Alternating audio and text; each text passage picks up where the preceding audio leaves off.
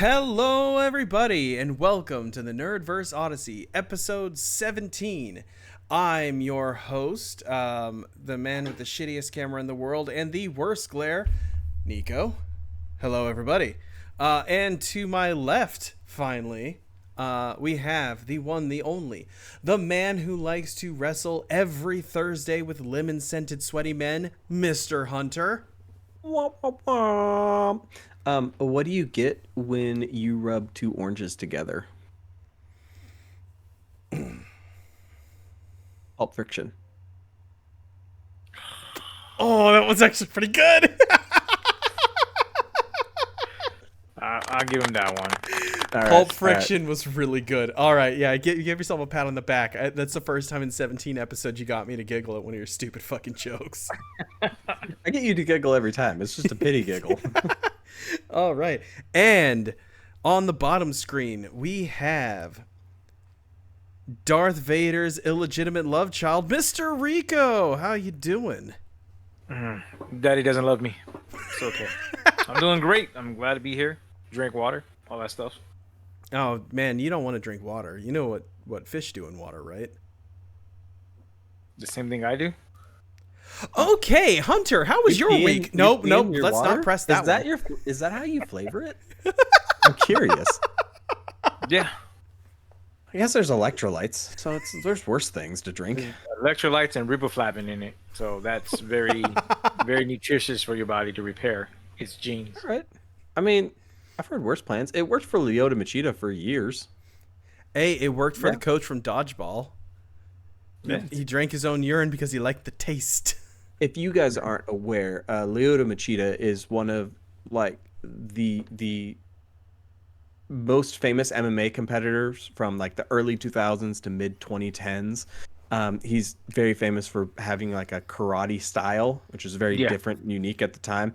And also like he has just baller fucking fights. Excellent person to watch if you want to go watch some fun fights.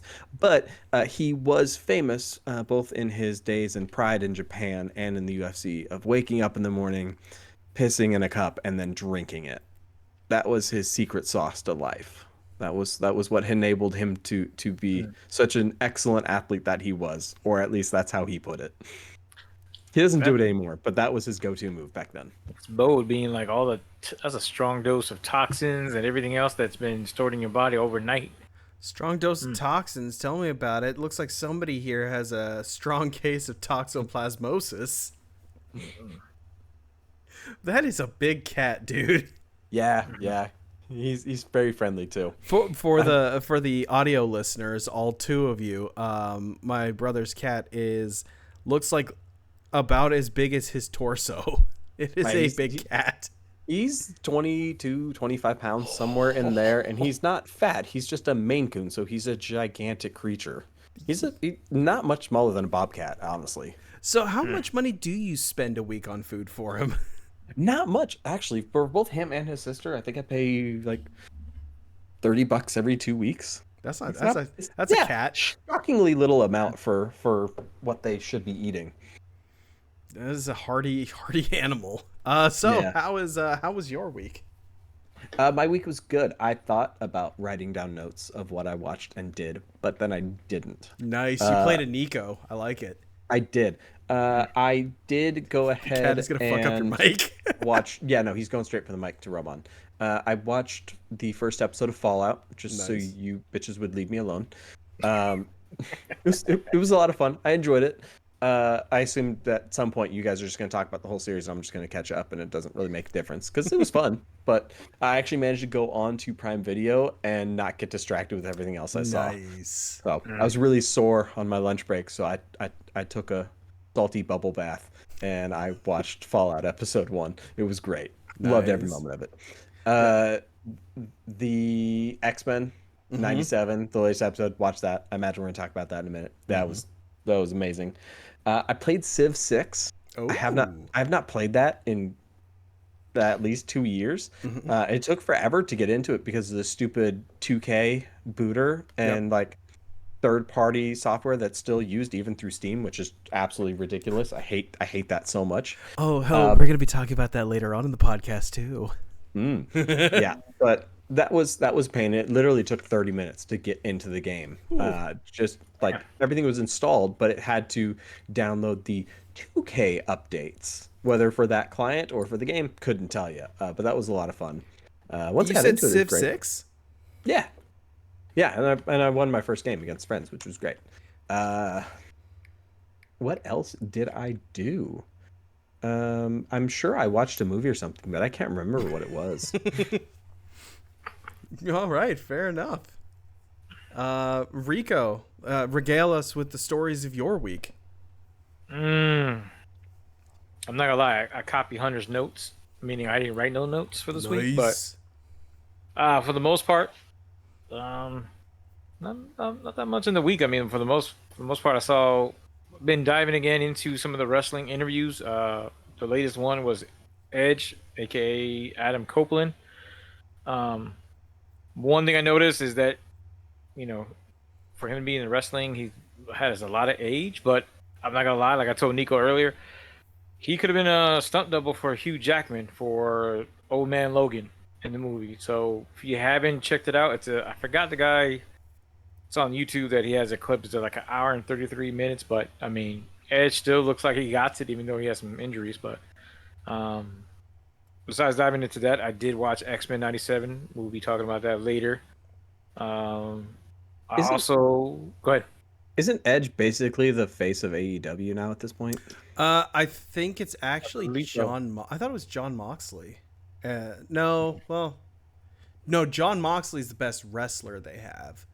Yeah, but it's I basically think Edge might be Dustin the new Rhodes like and top Edge. baby face. Mhm. Yeah, that would make sense. So I'm assuming Christian is not on AEW. I thought he was on AEW as I well. think he works developmental for WWE. Mhm. I might be wrong on that, but I remember hearing something he might be with developmental. Got you. Yeah, I think he came back Um, last year in one of the events. Yeah, I remember Yeah, hearing about him coming back onto WWE, but I think he's more in like the backstage training people. yeah, he was showing up in my like TikToks and YouTube shorts for like the first time he came out and the pop that he got from the crowd. It Mm. was solid. Oh yeah, I believe it. All right, what else you got there, homie? You look a little frozen. Oh wait, is he having technical Rico difficulties looks too? like he is actually frozen. So that makes sense why he's so quiet. So He's I also actually started thinking frozen. about it. Um, I watched most of Monkey Man. I haven't finished it yet. Ooh, yeah. Um, How is it? I have it loaded up and ready to go. It is really fun so far. I thought it was going to have more of like a supernatural twist to it. Like Hmm. I saw the trailers for it, but I only watched the trailer one time, and I assumed that like he was just a regular person who like transforms into a monkey. At Fair. least, which I thought was still great because I'm like, yeah, I'll take Wukong fighting like John Wick. That sounds awesome.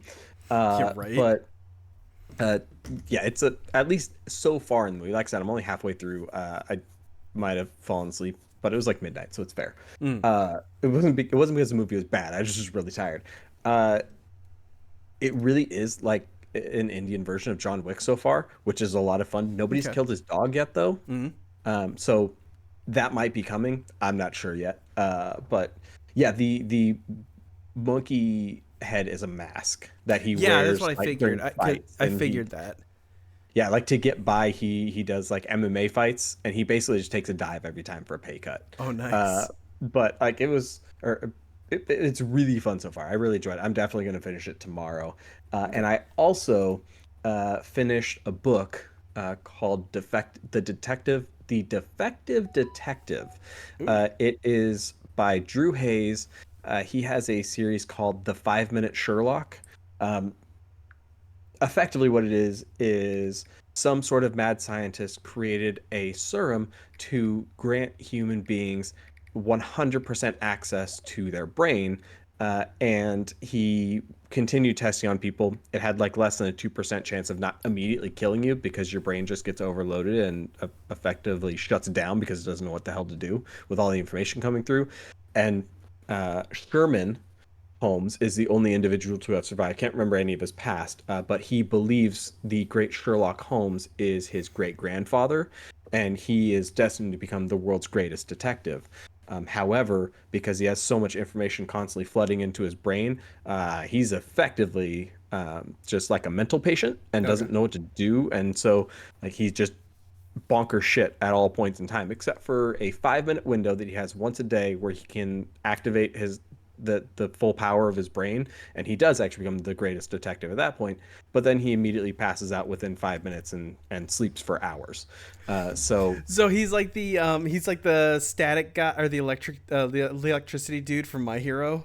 yeah, this is effectively the same thing, but with brain powers. And so Nice. a clandestine government agency gets a hold of him, and they're trying to transition him across the country. And the agent that's assigned to him took on the nickname John Watson to play into the Sherlock Holmes fantasy. Hmm. And it's about their origin together, and then by book two, they're living in Portland in on Baker Street in apartment 3B, and like they're fully playing into it to like keep him appeased and entertained while they research his brain and try to figure out like how to reverse the serum. It's a ton of fun. Highly recommend it. I love Drew Hayes as an author. His Villains Code books are awesome. The third one comes out later this year, and I'm super excited for it. But I'm like halfway 60-70% through the second book, and it so far it's just as entertaining as the first. Okay. That actually does sound pretty interesting. Well, I just got word from from Rico. He is attempting to join back in. He doesn't know what happened. And Glenn may or may not be joining us momentarily. His computer also cacked it. So it looks like it's just one of those nights. Apparently. Worst case, it's going to be the Brothers Nerd. That'll be the podcast. So for my week, I didn't do a ton of stuff. I did, however, cave in and purchase an Evercade Super Pocket, or a Super Megatech, or Hyper Megatech Super Pocket, which is it's like a handheld device, kind of like it's about the size of a Game Boy Color, and it can run Evercade cartridges. So I picked up that, picked up the two Duke Nukem games and a couple other ones. It's pretty good. It's the only place where you can play Duke Nukem 1 and 2, the original DOS ones, in a decent format, because DOSBox sucks. But they redid the music. They added music to Duke Nukem 1, which I thought it was amazing because that game only had like PC Seeker bleeps and bloops. So that's pretty cool. And Duke Nukem 3D runs solid on it. So I'm very excited. And it looks like now we have Rico and Glenn, possibly. Sweet. Hello, Glenn. At least you're here. I am. All right. Down, I'm back. And I'm Rico's currently back. monitoring my computer via GPU-Z to see if I can't determine the issue. So I it's very apologize possible about that Glenn might shit the bed at some point. So he is here with us Also, in spirit. his at least. computer might die. Yeah.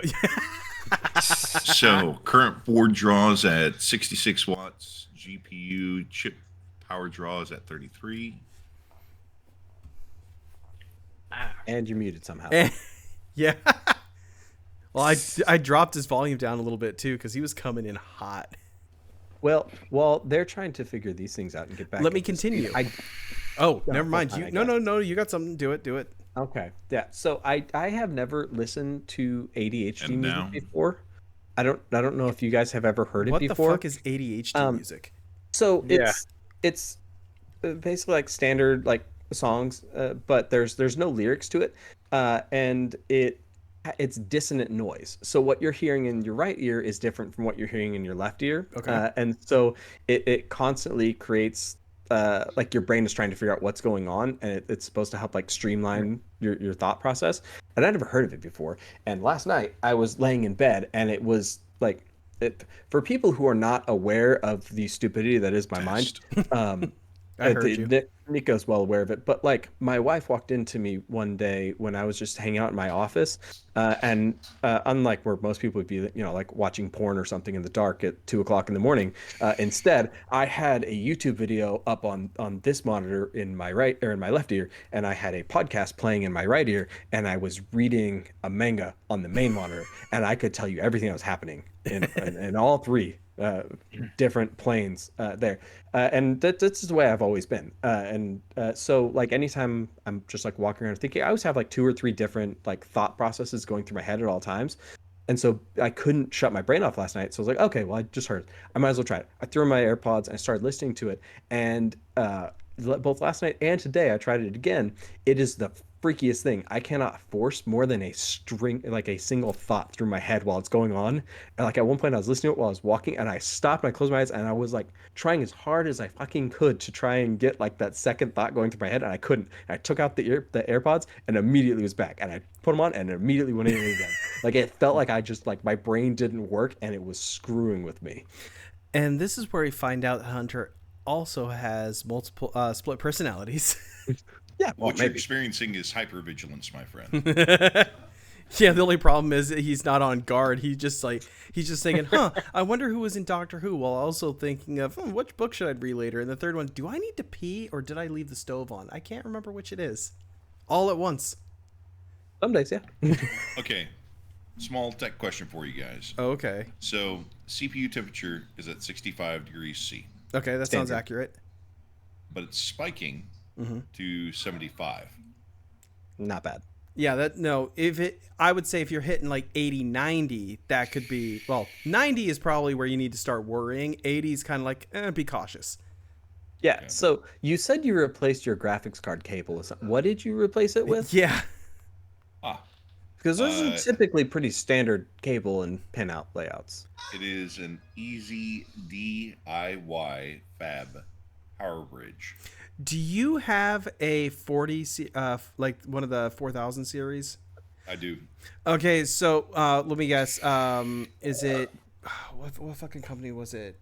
Asus? Is that the Asus one? No, it's actually the Gigabyte one. Gigabyte. The cheap one.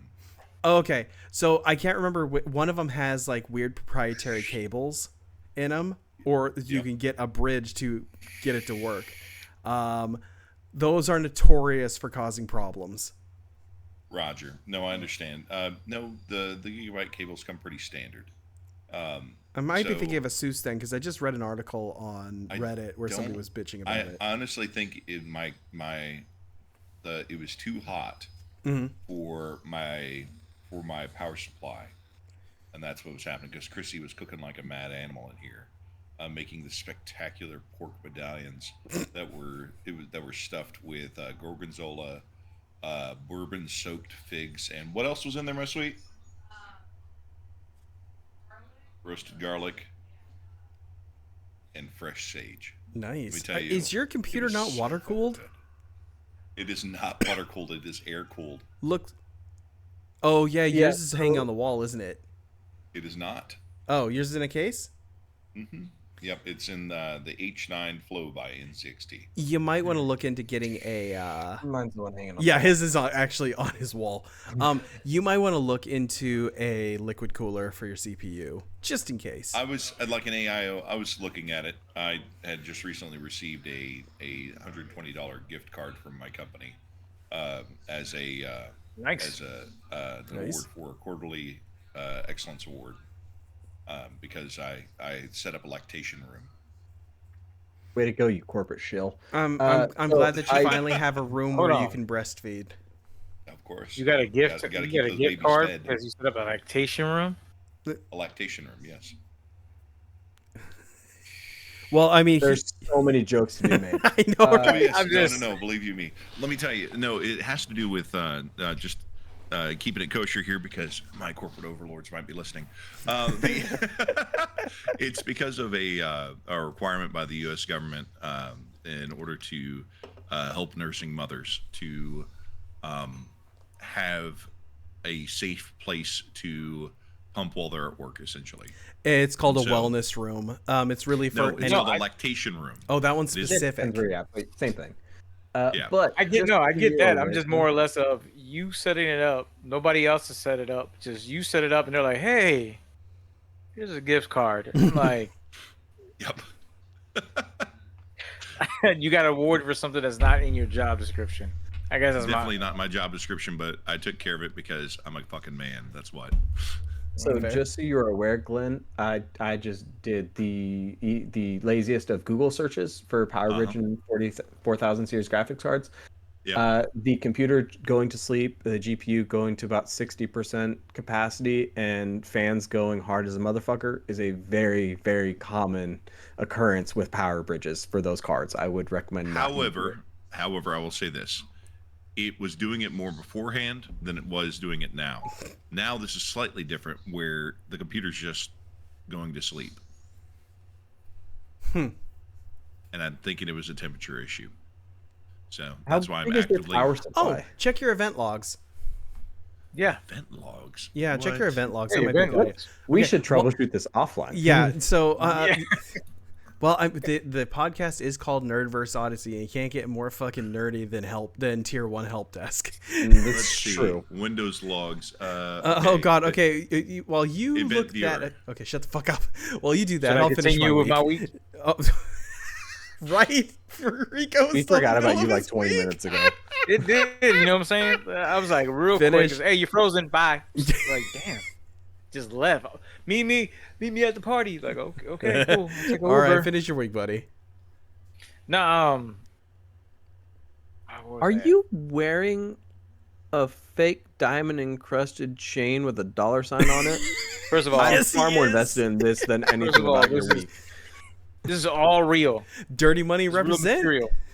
Exactly. Dirty money. You don't know nothing about this, Hunter. You're not Okay. about this life. Okay, my bad. You are wearing the real gold chain with the diamonds in it. Yeah. What It is- 90s I hip-hop will admit group it is did you metal. join this week? First of all, I don't like the line of questions that are coming down my way. Do not feel comfortable answering that question. What His new what name easy is P person on- is P Money and the Vaders. Yeah. Are you pushing pops on the black market? Are you wheeling and dealing out of a trench coat? I don't like how you said dealing, market. styling, It was just- profiling. It was weird. Oh fuck! Did you guys hear about Ric Flair? Fuck it, we're just going right into wrestling news. Yeah. No, Oh, the let's let him restaurant finish thing? his week. Damn it! Yeah, man. I saw Unbelievable. the chain and I couldn't help myself. Disrespect. This is why I like Hunter better, man. Hunter keeps I'm it gonna real disrespect the professional. shit out of y'all. All right, keep going, keep I give him going. shit, and then I let him Hey, go back. says the to man. what he Hey, did. says the man that's on lockdown 24/7. Fuck You get off. like 1 hour to go around the yard, and then you're right back into your cell. Hey man, lockup's tough. I Have you seen I'm how telling you, the pasty white warden's that a man hard is? ass. He doesn't Yeah. know what the sun looks like. Yeah, what's a sun? So then I got drawn into this one movie that came on Samsung Plus, whatever. I'm gonna mess up the name. The Zingram 2. Ziram, I believe is pronounced. I heard it both ways, but it caught my attention. Again, if anybody's interested in it, it's free on Amazon Video right now. Yeah, I believe it's on Amazon Prime. It is ostensibly rated R Power Rangers. And I guarantee you Glenn fucking froze again. Oh yeah, he just sent us a text saying "Good night, boys." And I just told him, "Wow, I thought you were just really invested." in Somebody the should dog. take a As screenshot we're of frozen. that. Yeah, take a screenshot of his face right now. That dude would look like he's pissed. And oddly, I don't know what's in his hand, but it looks like he cut off some hair, maybe. Like he's about to sniff it. No, seriously, look. And he's gone. God damn. This is a We're just shit having a show. eventful night.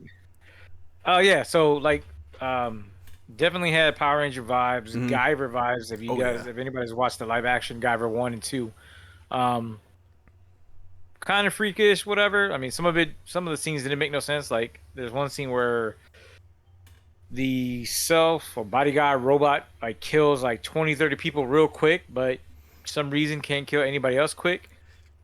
Now we got Del Toro back in. Yep. He's going for the Nice. he's going for the cell phone version. Yeah. Wait, say something again. Yes, can you hear me? Yeah, Yeah. hold on. I'm gonna up your volume now a bit. Okay. You're ooh, I did something I didn't sound want like to do. potato. Yes, you sound like a potato. All right. Well, my computer just died again. So that's what's been going on with my week. And I bid you all a great podcast. Also,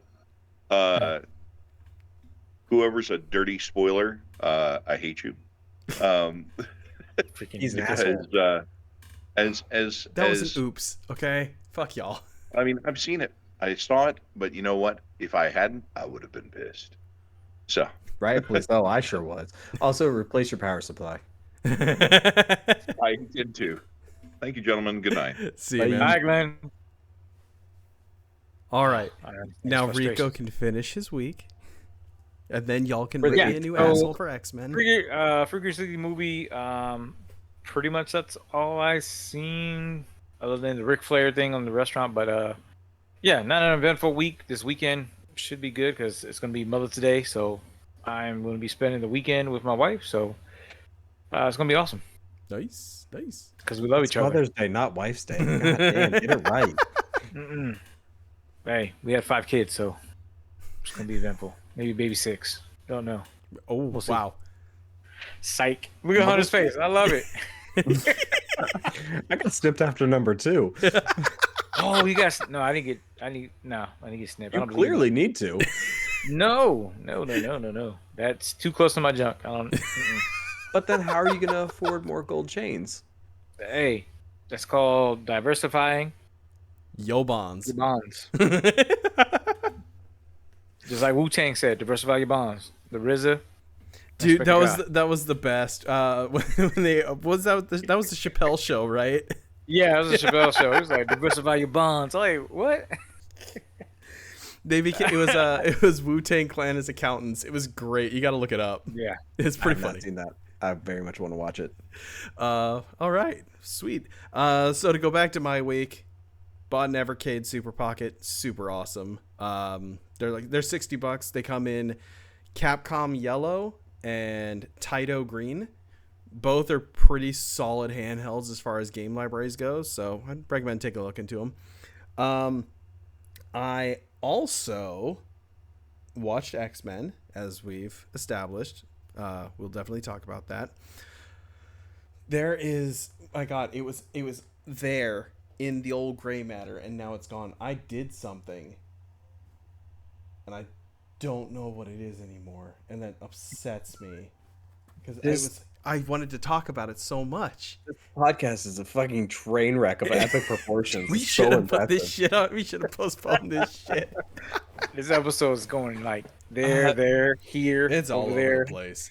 I am Yeah. 99% positive you are referring to the Warhammer 40k news. No, that pissed me off. That's actually what we are going to talk about. No, Okay. I know exactly what I wanted to talk about. Your wife Wrestling not letting related, you of course. go to Jersey? Shut up. I finally made it to 97 in WWF. Oh my God. Is it a breath of fresh air?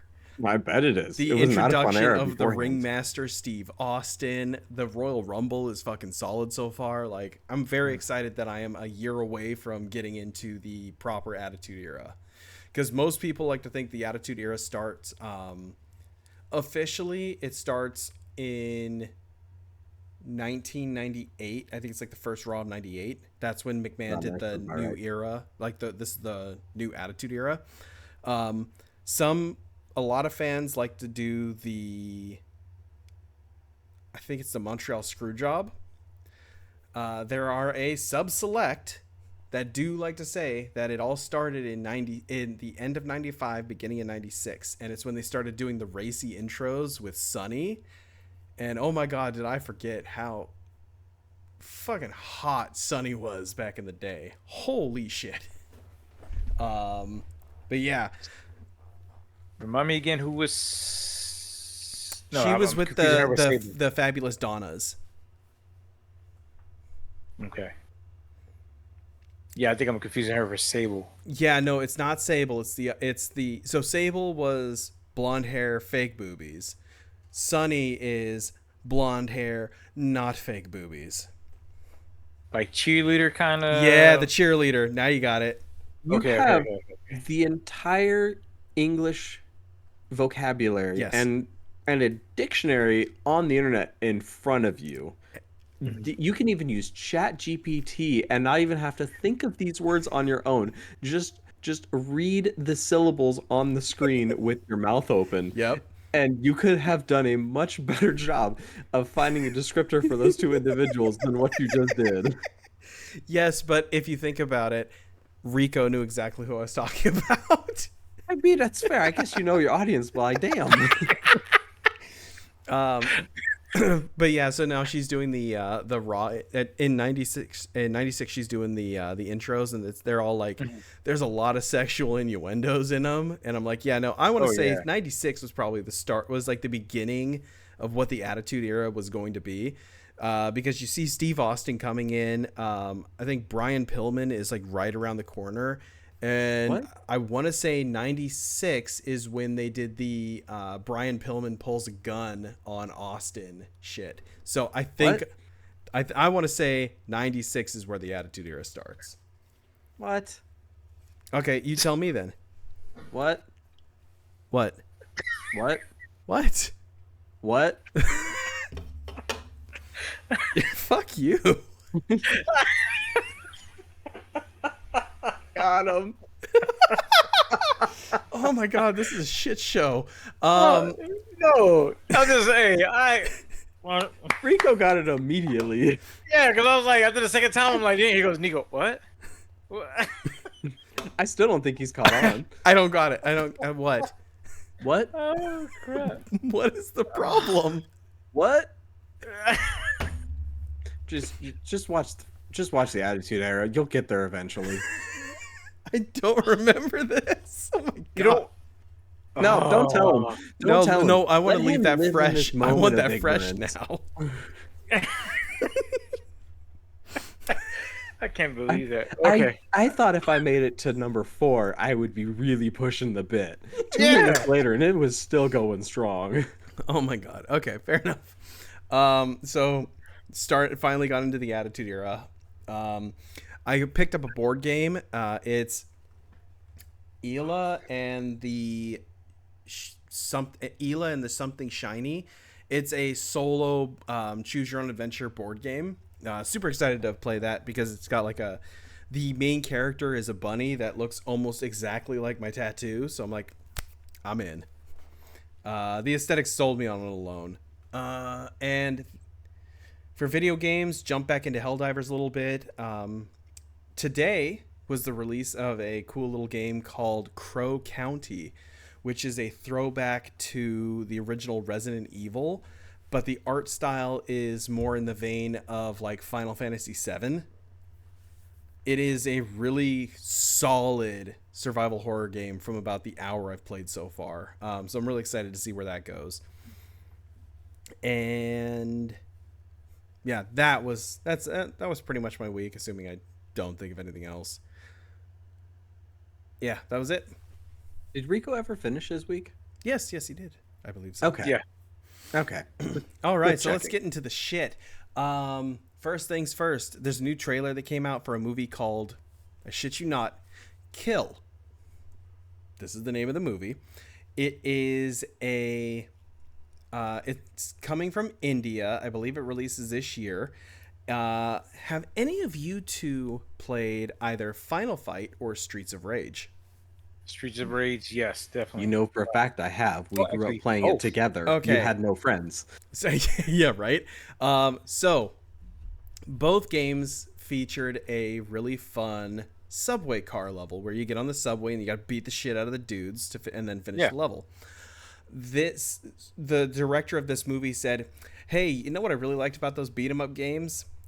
That train sequence," and wrote an entire movie around that, where a bunch of jobbers take over a subway train, and this big jacked Indian dude beats the ever loving fuck out of them. It looks like a shut your brain off and watch dudes get murdered hard kind of movie, and I can't wait. When he gets to the front of the train car, is he discovered that the train's being ran by children? I don't know yet. It could be Indian Snowpiercer. We will find out. But yeah, I saw a trailer for that. That looked really cool. For news, well, news that is relevant for dumbasses like me who are addicted to plastic crack. Games Workshop just came out and said they will be increasing their prices starting the 10th of June. So it looks to be they're going to do another price increase between 3 and 5%. This has been going on for the past 4 years. I want to say every year they've done a price increase. I am starting to not understand why people still are interested in Warhammer. The past couple editions have not been fun. They've been bloated, convoluted, like waste of time, at least in my opinion. The quality of their products is starting to go down. At least the quality of their rules and writing is going down. It seems like the only thing that really makes them money anymore is I'm almost positive it's the books and the video games, because those were two specific things on the list that they said they were not increasing the prices on. So I think Games Workshop might be down pretty bad, and it gets even weirder because they started doing weird cuts to the Age of Sigmar game, which is like their fantasy version of the miniatures game.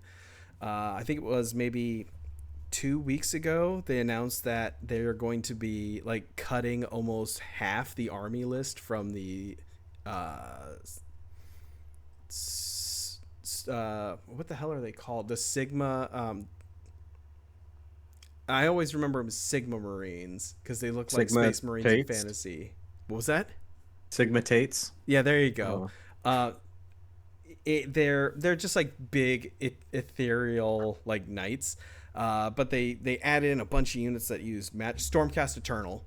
That's the name of the army. So they have they added a lot of like magical units, like they can do spells and like some heavy weapons and stuff like that.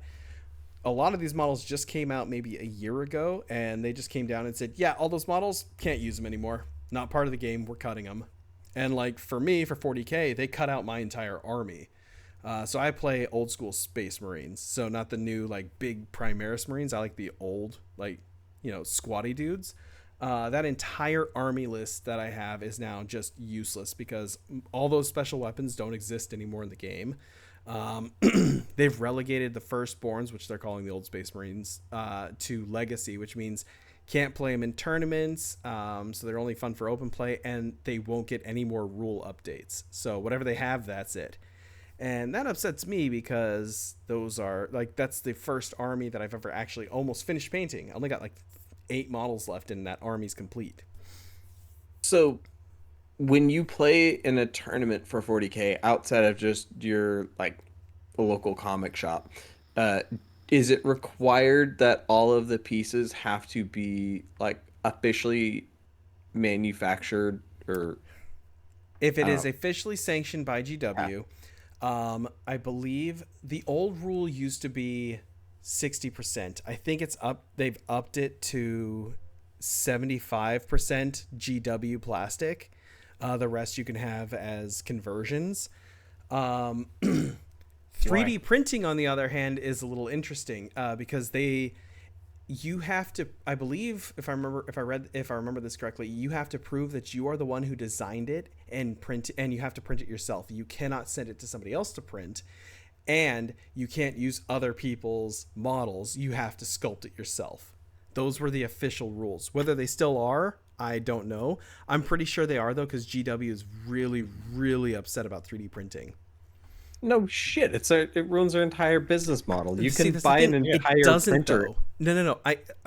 It ruins their bottom line because their shit's so damn expensive. It pushes people towards that. I can say for a fact right now, as far as Games Workshop goes, they are not the end-all be-all of miniature model kits. War Games Atlantic came out with a bunch of sci-fi miniatures that are in the same scale and may or may not be something people like to use to proxy out Imperial Guardsmen. It's beside the point. But A box of those guys, you usually get 25 to 30 models for $35.99. For me to get 20 Imperial Guardsmen, it would cost me $120 because it is just to supplement that box. Because I want to say, unless they changed it, a box of Guardsmen is 20 guards or 10 Guardsmen for $60. Oh, you got it. You got something? I'm just checking something really quick. But yeah, so like with that plus the pricing, the price hike, the fact that the rules have not, like the rules they've been putting out just haven't been good. I've personally just gone straight to one-page rules to get my Grimdark Futures on. They make a game called Grimdark Futures, which is just Warhammer like 10th edition. It's Warhammer 40K, just made easier to play and less time consuming. The entire rule book fits on one page of paper. So if anybody wants to get into some miniature games, they are a great place to start. It's all miniature agnostic, so bring whatever you want. Like Rico, with your fantasy minis, you could play, I think it's Age of Fantasy, specifically the skirmish one, where you kind of like set up a little war band of dudes and you go and fight another dude. And they give out solo rules, so you can play by yourself, which I always think is always fun, in my opinion. So I went ahead and did a quick Facebook Market search. Ender 3 V2 3D printer, $140. $100 for another generic one. Ender 3 V2 that's not new; it's slightly used. That one's only $100. So Anycubic before i3 you keep 100. Wait, the Anycubic what? Anycubic i3 Mega S is $100. Is that a resin printer or an FDM? It's FDM, but I mean, even then, you get filaments. What? No. There's a 10, reason why I say that. $15 per kilogram. So, as somebody who has both an FDM and a resin printer, the FDM is really good if you want to make terrain or vehicles or robots and stuff like that. Something that doesn't need a lot of like sharp details, because you get like really thick layer lines and it doesn't look as crisp. The resin printer is what you want to use for your miniatures and stuff like that, because you can actually get those really nice looking models. I get what you're saying as far as like 3D printing is hurting their business, but at the same time, I don't give a shit about hurting their business. I think it makes absolutely no sense to give them your business now, because it's the snake eating its own tail at this point. Every year they're upping prices because the customers who are loyal to the brand are going to continue buying it anyway, and everybody else is just going to, rather than buying the one box set that you said, buy a 3D printer and build it. It doesn't matter if it's slightly or lower res. And to get around that stupid rule, all you have to do is open whatever file you download, make one slight change. You can even technically, if you really want to get pedantic about it, you could just change the density of the honeycombing inside of the unit, and it's now your model because you've edited it and saved it yourself. It's the stupidest freaking rule I've ever heard. No, like GW has been ass backwards for years. But like to your credit, for me that was the biggest thing. The only reason why I have 4 different armies I can play with Lehan to play like Warhammer 3rd edition is because I have a resin printer. Like the 3D printer is the whole reason I did that. Otherwise, because just doing those, the Imperial Guard and the Orcs alone would have cost me like an easy $1,500. Yeah, it sounds about right. And I think I paid $60 in resin, and then most. $10 for the and then probably $25 for like the 300 bases I bought off Amazon. Hey, don't forget like the $1.50 used in electricity. Oh shit, you're right. How could I forget the most important? But yeah, so whoever says that 3D printing models to play your games is piracy is a fucking idiot, because somebody had to actually go and do the work to make that model. Shut up, Rico. It's not piracy. Use a bitch and you ain't in this fight. No, I'm not. I mean, my point of view is like we talked about before with collectibles. It's either, and it kind of segues into the Helldivers thing. The customer has the power of the money. So again, just like Warhammer, just like with D&D, with all the latest updates, if you don't like the product, let your money talk. Meaning, take your money out. Oh, how did I forget Dungeons and Dragons? The new version of that. Did you hear about that shit? I haven't watched the video that has the leak. This is one Irish lady that does a video. She's pretty cool. I like her content about it or whatever. But I mean, before we jump to, I mean, if you're trying to jump into that, I mean, it's the same way I feel about pops too. Like we talked about earlier, like majority of my pops are just regular. They're not chases. Some of the chases again cost between $500 to up there to over $2,000-3,000, which in my eyes is ridiculous. So again, it's one of those things of you're just merely collecting, and just collect them. I'm gonna use Hunter for example, because Hunter, when he explains, like the last podcast, when he pointed to one of his comic books, which I think was the 4th edition of Spider-Man, you said you had with the Vulture, Amazing Spider-Man issue 2. So with that, I mean, you can tell like from Hunter. I mean, I guess unless I was taking it the wrong way, like Hunter was like smiling, he was excited, like, look, I got this.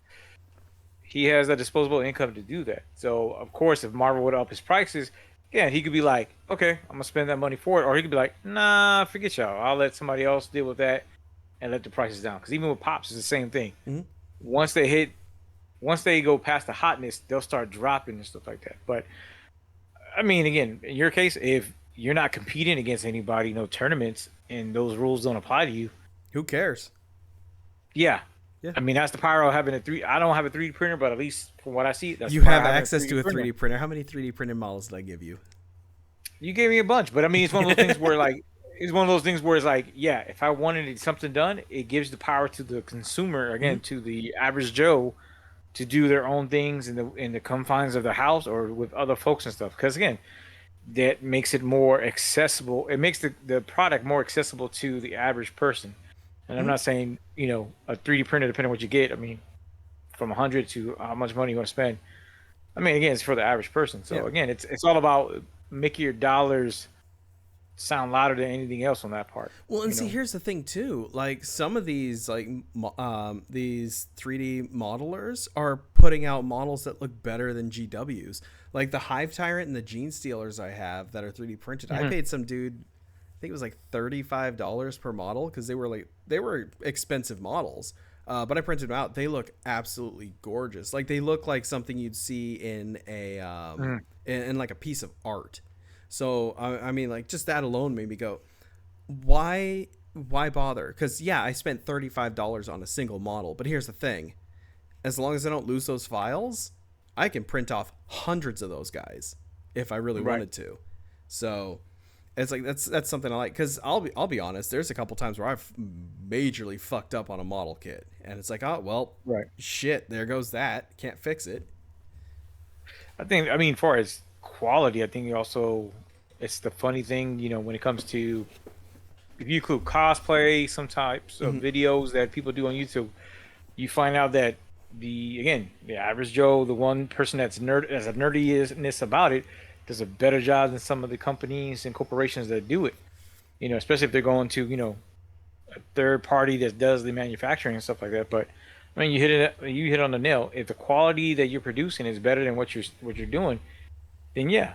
I mean, that's, call it piracy, call it not. I mean, again, I guess it's the difference between if you had to look at it for the aspect of like generic versus name brand. If it's the same crap, the same ingredients, but it's a lower price, is it better or worse to go for the generic sometimes if you don't have the money for the name brand stuff? Yeah, exactly. I mean, are you really getting more bang with your buck spending more on that? Because again, if you're not trading those figurines in, and I don't know if when you guys battle, do you guys lose the miniatures? Because I swear somebody says you lose armies or something. Whoever said that is an asshole. No, I would say this. I thought it was on a video. No, it wasn't Yu-Gi-Oh! It was Metabots. Every time, like the actual Metabots, like collectible game, when you would lose a battle, you're supposed to give them a randomly selected part. Yeah, because like weirdly, I'm just gonna show my age. I don't know if you guys ever played marbles. I thought you were gonna say Pogs, because Pogs was no. I'm going back to like old school like marbles. That's how it used to be. Where if you battled, you would have to lose whatever. I think it was like whatever marble you used to play with, or they get to select whatever you have from the Naked Ladies. That was it, Naked Ladies, Pearls, Granddaddies, whatever. That was my favorite marble. And nobody wanted Cat Eyes because that was the common one. Yeah, well, it wasn't too common in Idaho because I think Hunter and I were the only ones that had them in our friend group.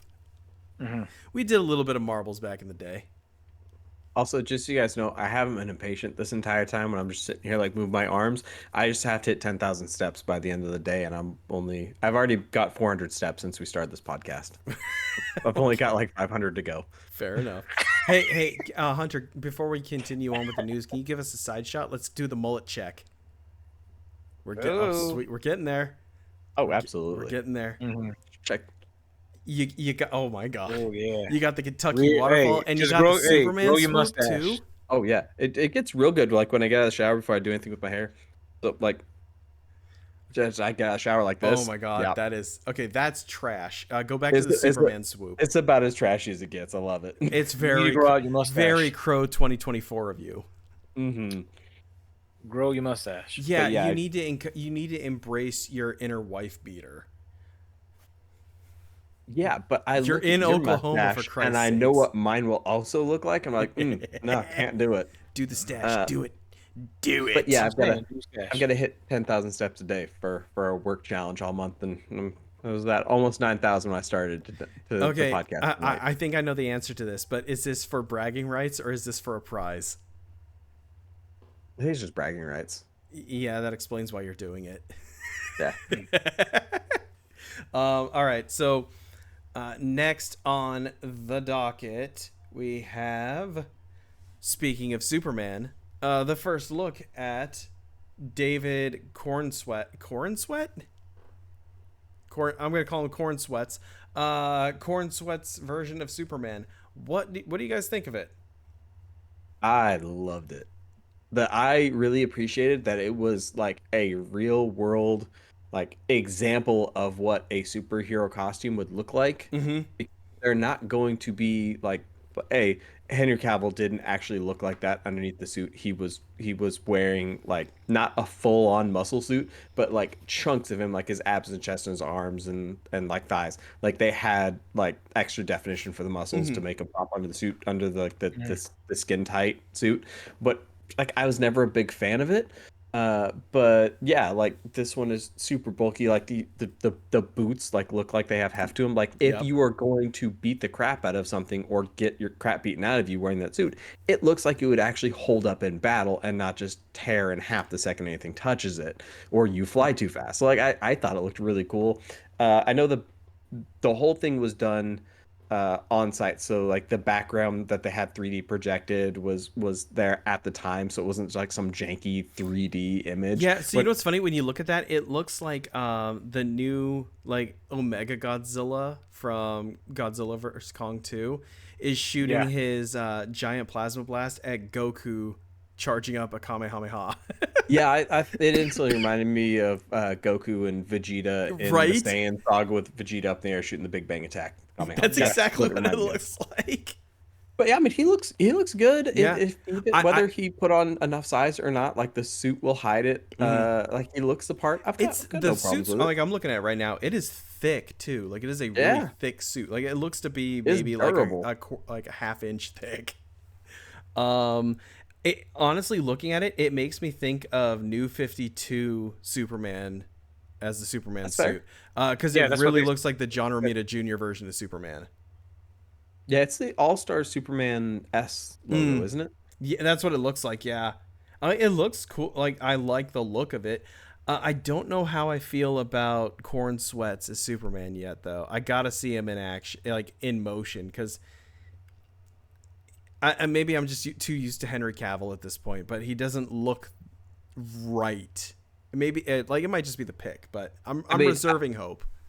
I've never actually seen him in anything, so I have no idea how. It's really weird. I did a dive on him because I remember there was James Gunn said they wanted to start getting some superheroes in that and use actors that are not established.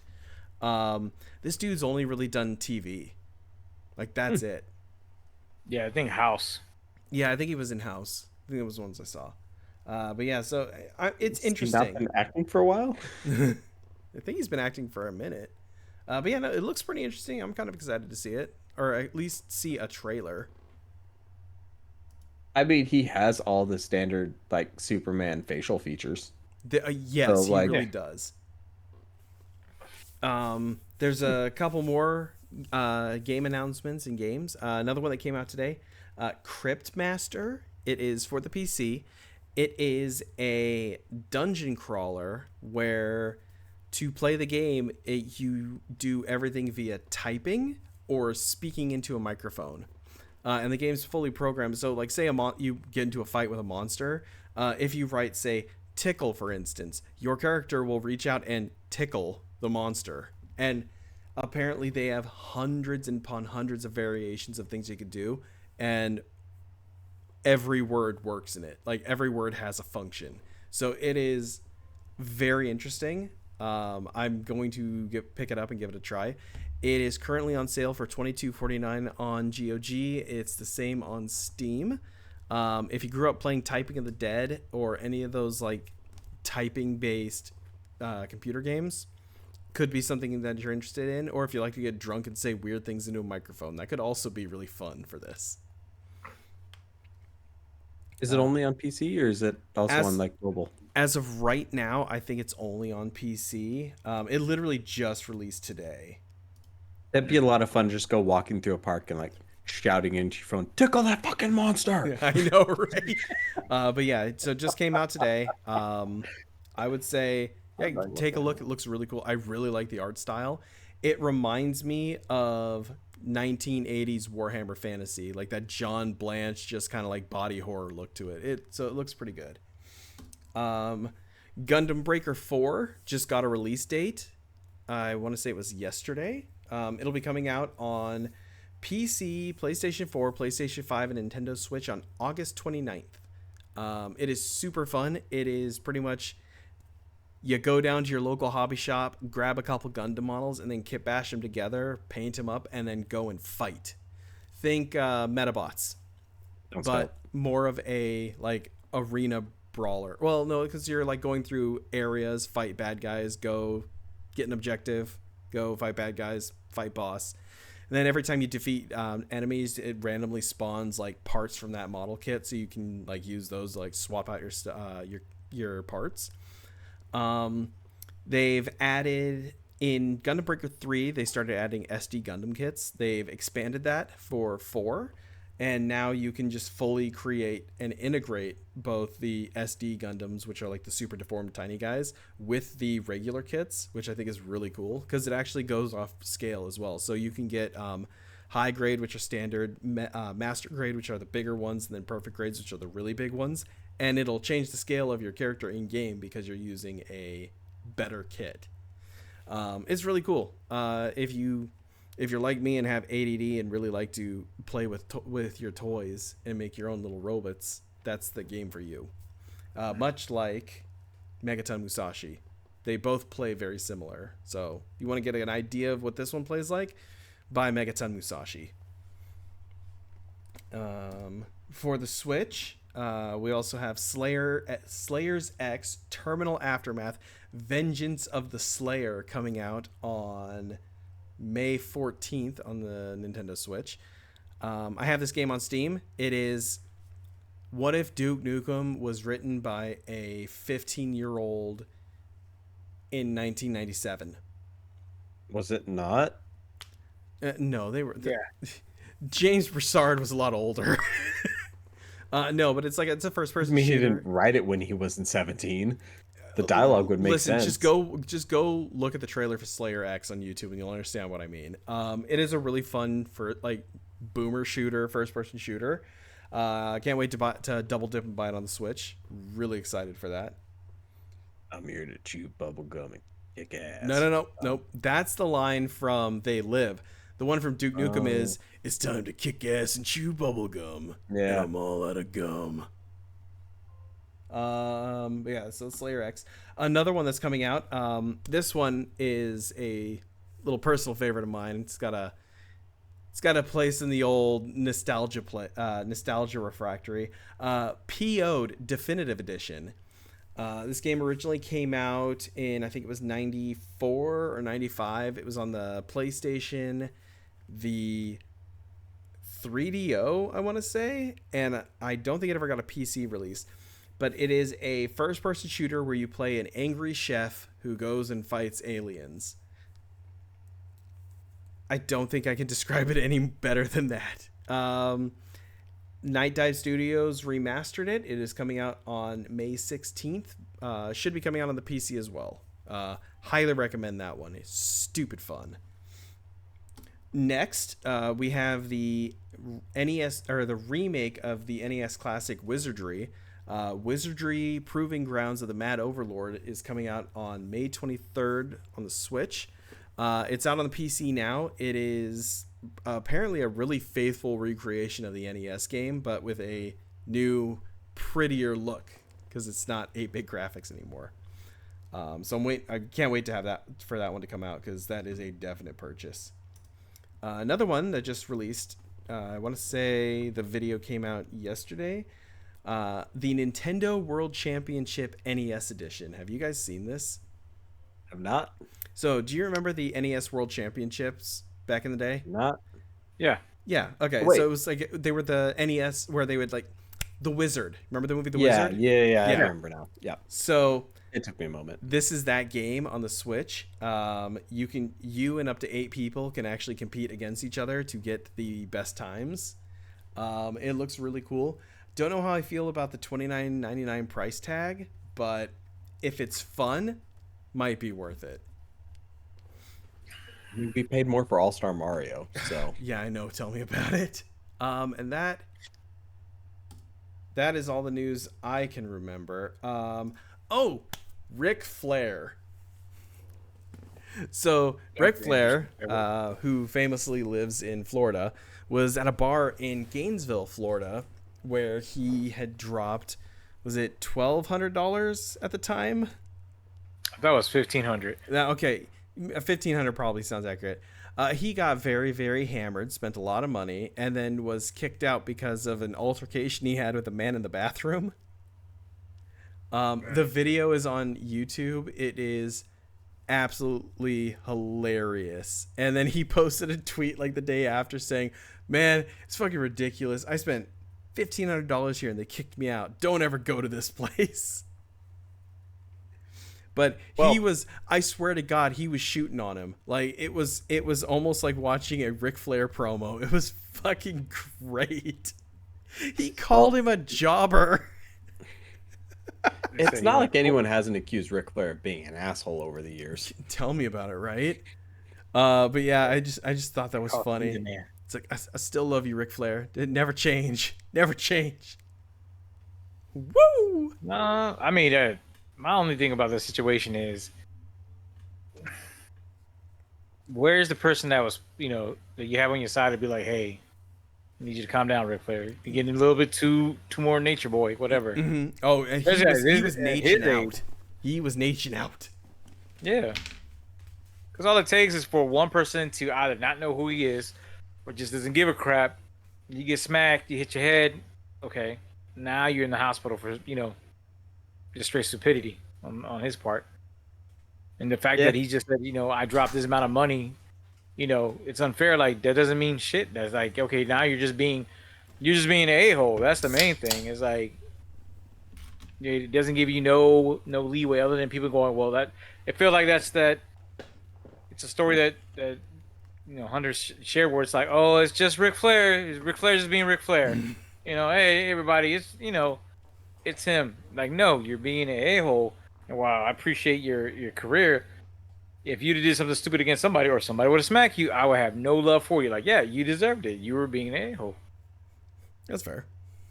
Yeah, I mean, back in the day, he was known as a pretty big racist and an asshole. And he toned down the former a little bit over the years, but yeah, I don't think he's ever not been an asshole. So it's very much. Well, let's be fair. Hogan won in that department. Yeah, but Hogan is more of like a line. I mean, again, to Hunter's point, I forgot who was it was the whole island wrestler. I forgot his name. Jimmy Snuka? No, it's the other guy. He used to have a beard. No. Rikishi Fatu. No, this dude his move was like, I think he had a thumb. Or some move he used to do. But in real life, they said you had to watch him because he would fight anybody in a bar. Oh, wait. Are you talking about Abdullah the Butcher? You got to show me his face. I can't remember his name, but his face is. I can tell you exactly. His who it head is. is carved up, like with like No. you can He stick has a full finger in set of black. He has a full set of black hair. He has a beard and just like me, but just trimmed down. white guy. No, this is an Islander. He's an I islander. don't know if he was. I don't know if he's. I think he might have been Samoan, but I can't Wait, remember is he his the guy name. who was the leader of the head shrinkers? He might have been. He That was sounds always eating the familiar. chicken, like the big chicken leg. You gotta show me a picture.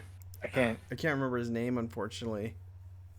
I'll find it. I'll do that. I mean, because I Okay. think he used to roll around with Ric Flair, going to bars and that when they used to travel and stuff. Like that's the only thing I think of. Ric Flair is just trying to live the good old days. If he's doing this on purpose, it's like, yeah, I get how you went to bars and stuff, but I Yeah. always laugh whenever I think that the back in the height of their feud with each other, the Iron Sheik, old Sheiky baby, and Sergeant Slaughter got pulled over for.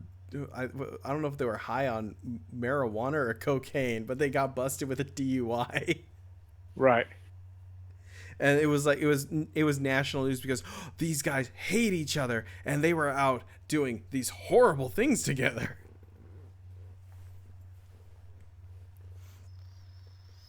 So I've got two pieces of news. Ooh, piece us up. I do. Okay, so the first, this is for the motor racing nerds who don't listen to this podcast. And I'm done.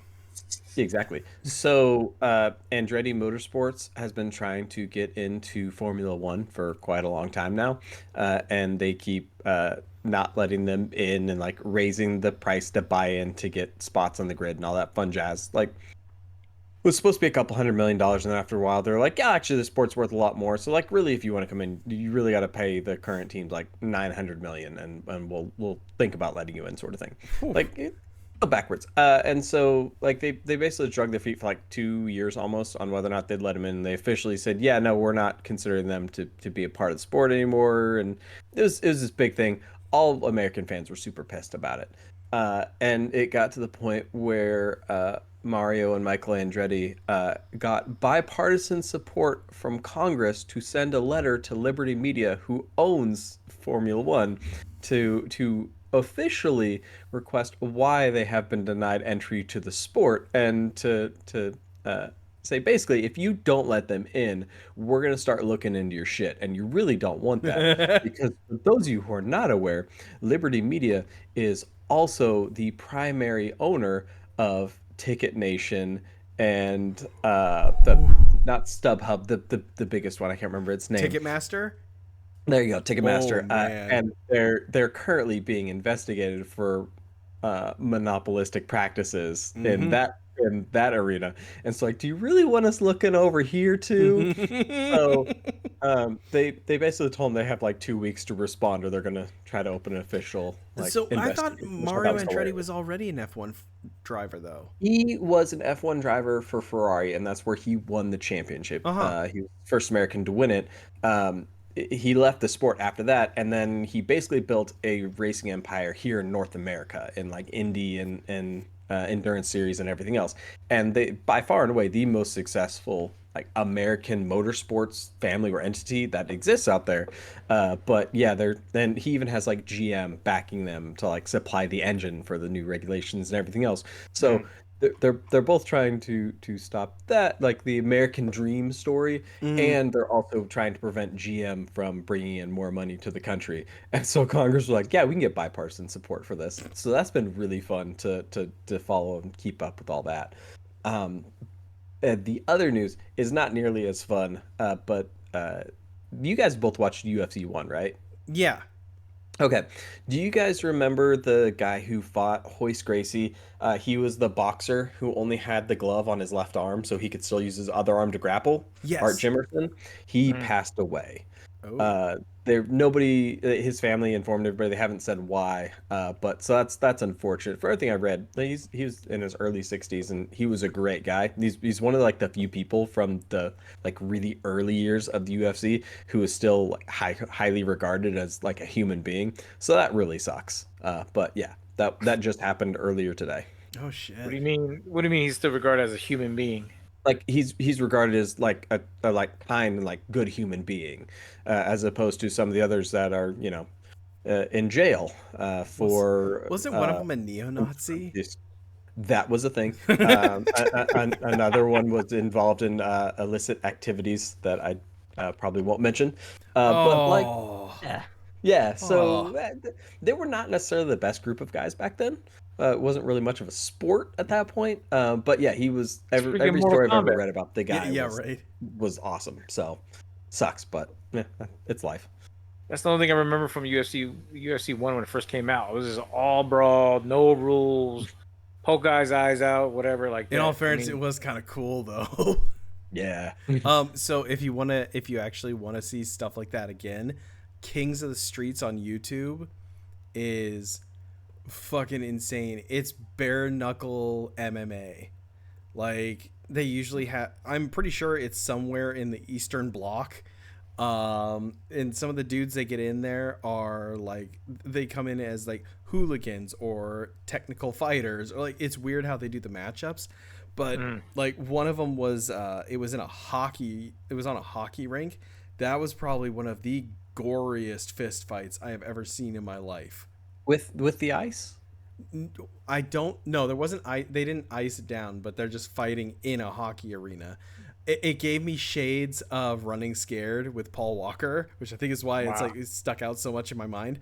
But yeah, like so the dudes that are beating the shit out of each other are like coming away with like faces crunched in. It's how fucking bare nuts. knuckle boxing looks. But yeah, the I feel like that would have been a much more fun venue and event With had the they had ice? ice Oh, yeah. on the ring. Oh, That would have yeah. been so much more fun.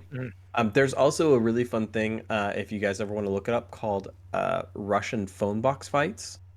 They just they rent out a venue, and rather than putting a cage or ring or I don't know, some four floaties in a square for people to fight in, they bring in a phone booth with windows around all sides, and they put two dudes in there, and they close the door, and they're like, go, and they just beat the shit out of each other until one of them falls.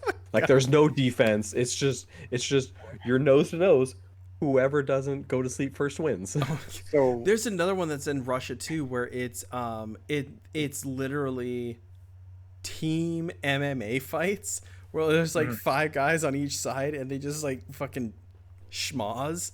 And Yeah, the fucked up that's part brutal. is the first time one of your team, like the first team member to go down, is usually the team that's gonna lose because Oh then yeah, you just get there's like no recovering. oh yeah, it's fucking brutal shit. Like it's disgusting. So my question on the fight you were talking about, Hunter, with the phone booth, Mhm. are we talking about like American size phone booths, or are we talking about like Doctor European phone booths. Oh, so oh like the god, Doctor that'd Who be England horrible. kind of phone booths? They're like the red ones you'd see in the UK. Those are bigger than the ones in the US. No, they're No. not big. I don't Not know if you big? could fit in one dude. No, I mean, now, you have no, two I people remember- in there, and you have room for them to like do this. Like they're not extending their punches. They're just hoping for the best. I gotta Nah, look 'cause this I up. remember the phone booths back in the days, and that was, even as a kid, it wasn't that much room. I mean, you basically went in, you had like maybe a little shelf, Mm-hmm. and then you had the thing right there. Sometimes a phone book, but that's about it. You didn't have a That's lot of room assuming to. some tweaker didn't steal it. Well, I don't know. Well, Dude, Meth I don't wasn't think I've ever prevalent been back to in a the day. a pay phone where the phone book was actually still there. back in the days, it was. I am talking back in the days. Hunter Yeah, can but in our attest era, to we this. didn't have- Silver it Lake wasn't- Mall. meth wasn't There was prevalent, never a phone book in that phone booth. Hey, that's Canada for you. I don't know what to tell you. That's Idaho, bro. He's supposed to know what a random ass mall in the middle of Oh, I you guess know the what? top corner of Idaho is. That's fair. I'm an idiot. I'm sorry. Yeah, no, that was We're in aware. Coeur d'Alene, Idaho. Admitting is the first step. We're glad for you. Hi, my name is Nico. I am mentally inept. Now you get a So- coin. I So like now- coins. Now that he's successfully distracted you, let's talk about X-Men. Let's talk about X-Men. Let's do it. Yes. All right, you did such an excellent job spoiling it for the rest of us in the text chat. I feel like it's only fair to let you spoil it for everybody else too. So you go ahead and lead this one. I'm Alrighty, not salty at so all if you can't tell. episode 9 episode 9 starts with Charles Xavier calling Magneto over, and they kiss, and it's a beautiful moment that finally paid off after how many years of X-Men. And 9 months later, Onslaught was born. And 9 months later, they had a baby named Onslaught. No, it was pretty good. So I'm not good at this. Xavier comes back. He says, "To me, my X-Men," and then they devise a plan to go take out Bastion. But they split the teams. They split the party in two, which is rule number one that you never break in any sort of combat scenario. You never split the party. They split the party. Team A went over to what was it? Meteor M. Is that what they called Asteroid it? M. Asteroid M. Thank you. And Team 2 went to I think it's the rubble of Genosha where they set up the. It was a separate island. Oh, that's it is. But also, how do you forget? Like Magneto and Charles did actually get together. They just didn't. Make a It was a schmoz. It was a schmoz. It was Magneto dropping Asteroid M basically on top of the mansion. He left it like 20, 30 feet off the ground, That's and then correct. came down to talk to the X-Men and recruit them to be like, yeah, fuck it, the world's gonna end in like 24 hours. And Sunfire and Rogue defected. Yeah. And basically said, yeah, the world's going to end in 24 hours because set up a giant EMP around the world. It was 12 and hours. Also reset the magnetic polarity, I guess, of the planet. And so, yeah, basically everybody dies in like 12 hours if they don't fix it, and then just floats way back in space again. Oh, that was so cool. It was so much fun. I loved it. You look so pissed. Oh yeah. So the team that goes to fight Bastion do just that. I thought it was fucking cool that Morph turned into Hulk. Yeah. That was so cool. And they also showed that he does not necessarily get all of the powers of the individual that he changes into, but he still was strong AF when he transformed to Hulk. And it was also fun because he did like the spinning moves and everything else that you see the Hulk typically do, but he added like his own flair to it, and it was more controlled, which made it look even more badass. That was really fun. Yeah, dude, Morph's been like coming off as a fucking baller this entire time. Like I'm on the Morph train. Which is interesting to me because I thought he only can imitate and gain the powers of just mutants. The fact that he got it. Well, see, that's the thing. Like when Glenn said, there was a lot of Omega level events. That is an Omega level mutation, if you ask me. Which somebody posed the question in one video, like, how far does this? If he's the Hulk, how far does those powers go? Does he get if he gets more rage? Does he get stronger like the Hulk? Good question. Yeah, because Morph's kind of a down to earth guy, so that maybe that's why his power wasn't as strong as it could have been. That's very possible. But I also appreciated when Rogue defected and she's talking about how they fail people and how people have died, and she's like, yeah, and Morph died within 30 seconds of being on the team. Yeah, just throwing shade. We're straight back to the first episode. That I audibly laughed at that one. That was a solid line. I think the one that got me the most though was the prep for going to the island, where we have a nice little conversation between Scott and Nathan, and like he hands Cable his X-Men suit, which I thought was fucking cool. Nice Marvel vs. Capcom 2 throwback. Yep. And he's talking about, it's like, I thought we were going to war. I'm wearing this. And he's like, what would you prefer? Black spandex? No, black leather. That's it, black leather. I fucking marked out when I saw that. I was going to text it, but I was like, no, I will be a good boy. No, you just spoil it 2 hours later instead. Exactly. Yeah. Yeah, and then Nightcrawler fighting Sinister was Mhm. that was cool. Jean Grey fighting Sinister, that was a very Yes. fun fight. That I wish that would have gone on for longer. Mhm. You Un- can really feel that they only have like 28 minutes with these episodes, which Yeah. sucks. yeah, it really does, but it's so much fun. And like when when he revealed that he had taken over Cable, and Mhm. Cable revealed he's basically an Omega level telepath and telekinesis and everything because he got it from his mom Madeline Mhm. Pryor, and then starts battling with you. Like, this is so much fun. Dude, when he fucking Kamehameha'd her out of existence, holy shit. Yeah, No. Especially because that look they did the like shadow escape that they do in like anime. I thought it was really fucking Mhm. cool looking. yeah. I really thought she was gonna die in that moment. It was because she Right? called up Scott to tell him she loved him. Like, is she Yeah. gonna die in the middle of this episode? What? Well, How are she we might gonna kill have. She Jean didn't come again? back. That's true. No, That's I definitely think not either A, I don't think she's gonna die. I think she's gonna come back as the Phoenix. Something's gonna happen. It's gonna release it because there's too many stories that everything can go once Mhm. episode 10 drops. I mean, you guys just mentioned Onslaught, so the fact that you got the Phoenix is coming back. I mean, possibly could come back, or even Apocalypse could come.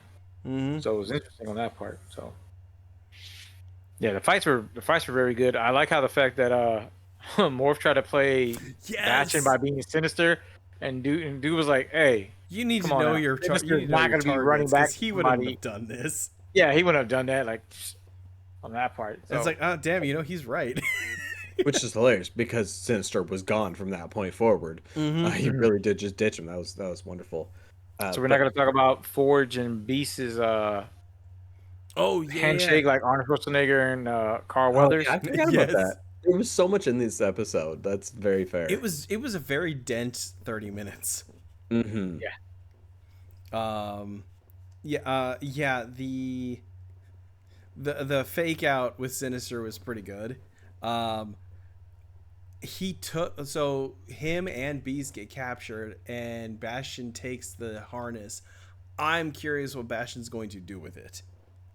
I am too. I don't think there's really much you can do with it though, because they tuned it specifically for Mm-hmm. his metalmancy. No, what did they call it? Technomance. He's a Techno. technomancer. Yeah. Yeah. So like I assume they're gonna get it back, and they're eventually gonna be able to use it on him to stop the threat. I got a question. Doctor Doom's a technomancer, right? I don't think No. so. I could have sworn he was, or maybe he was only a technomancer in one of the movies. But I thought he had the ability to manipulate technology. Nah, I thought it was just he was always smart and he just had his cosmic power to before that one, That could be which it. varies. Yeah, okay, Yeah, well, no he technomancy. doesn't have tech man. Yeah, nothing. Yeah. The the second team that went up to Mm. Asteroid M, which was Cyclops, Jubilee, Jubilee. Wolverine, Yep. and Xavier, that was by far and away the highlight of the episode. It Mhm. was so good. Out of how many episodes Wolverine finally got to shank someone? Yeah, he Yeah. finally got to shank someone, and then immediately Magneto's like, "Fuck you," and just takes all the adamantium out of his body. Oh man, he Yeah, is going to. that's the weird part for me because the way Wolverine, I figured Wolverine was gonna stab him. I Mhm. figured that. I mean, there's already talks of him, getting his skeleton ripped out, whatever. Because again, with the cartoon, they're merging different storylines from old to some of the new. My thing is that the way they placed the claws, it looked like It looked Magneto like should it have pierced been him through the dead. lungs. Yeah, it looked like it It came was like right it to was his below sides, the like damn near ribs. his heart. It was below the ribs. I backed it up because I Oh, thought you the looked? same thing. Well, I know it Yeah. went under and up. Yeah, but it was definitely below the ribs. So like the angle, I could see it being below the lungs and not being mortally Mhm. fatal. It would still probably kill anybody, Yeah. but it makes sense why he didn't die on the spot. He should have went for the head. I did love when he said, you know, Bub, in war, there's always casualties. Hmm As Yeah, he's fucking shish kebabbed him. I did really appreciate that they threw Wolverine back in the yellow and brown costume in order Yes. for him to become a main character for the end of the episode. I was Only like, to oh, job Wolverine. out. Yeah, as soon as I saw it, like, oh, Wolverine's about to play a big ass part in this episode, and then he did for 30 seconds. The biggest jobber in the scene.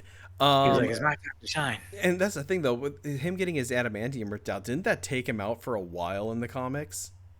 So Yeah. in the Ultimate Universe, at least, which is what a lot of like the MCU is based on, I imagine they're not going to go this route here, but they already kind of did.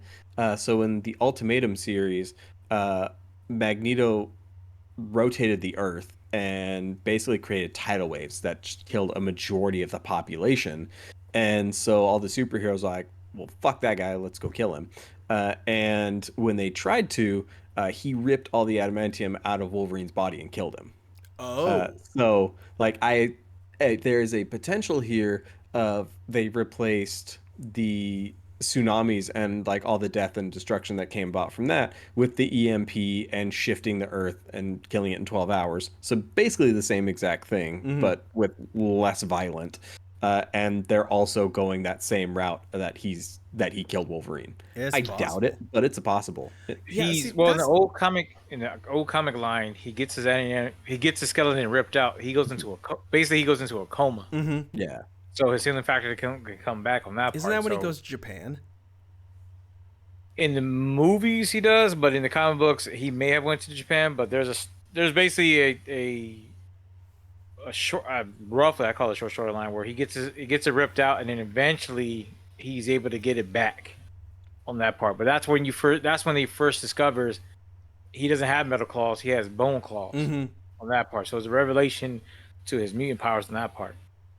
I believe when he goes to Japan and meets like the Silver Samurai and all that, he has the metal claws. Yeah, that's right. Because that was the Frank Miller one, wasn't it? I'm pretty sure that was Frank Miller's run. Because that's when he was also fighting the Hand. I think so. I have to look it up, but I think so. Because I think I have that book. My thing is this with Wolverine, it's kind of like a tragedy, kind of. Even though we take it as cool, like when it comes to the dark, dirty stuff, it's always like, I don't want to do it. I don't want to do it. Hey, Wolverine, you busy? Yeah, Well, there's.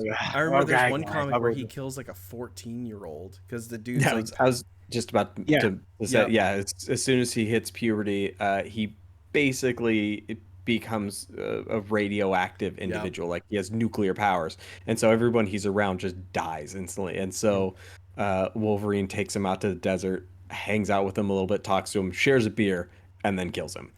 And it's because he's the only one who could live through being next to him, and that is a shit job. yeah.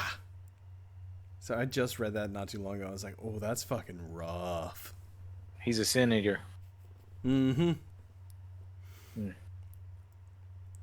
But yeah. So, where do you guys think the next episode is going to go? Because they had the opportunity to take over Magneto and fix everything. Obviously, they couldn't because the gene got blasted to smithereens, and they hadn't stopped the Prime Sentinels. But I honestly thought Magneto was going to crush the helmet on Xavier's head. I thought about it. I didn't think he'd crush on his head. I thought he would basically cinch it onto his head so it can't be removed. It looked like it looks like he might have, though, because that thing was in rough shape. It was like that when Wolverine pulled it off his head. That's true. Yeah, he basically clamped it when he was trying to get it off him. But yeah, I have no idea where this could go. I think the Avengers are definitely going to be in the next episode, though.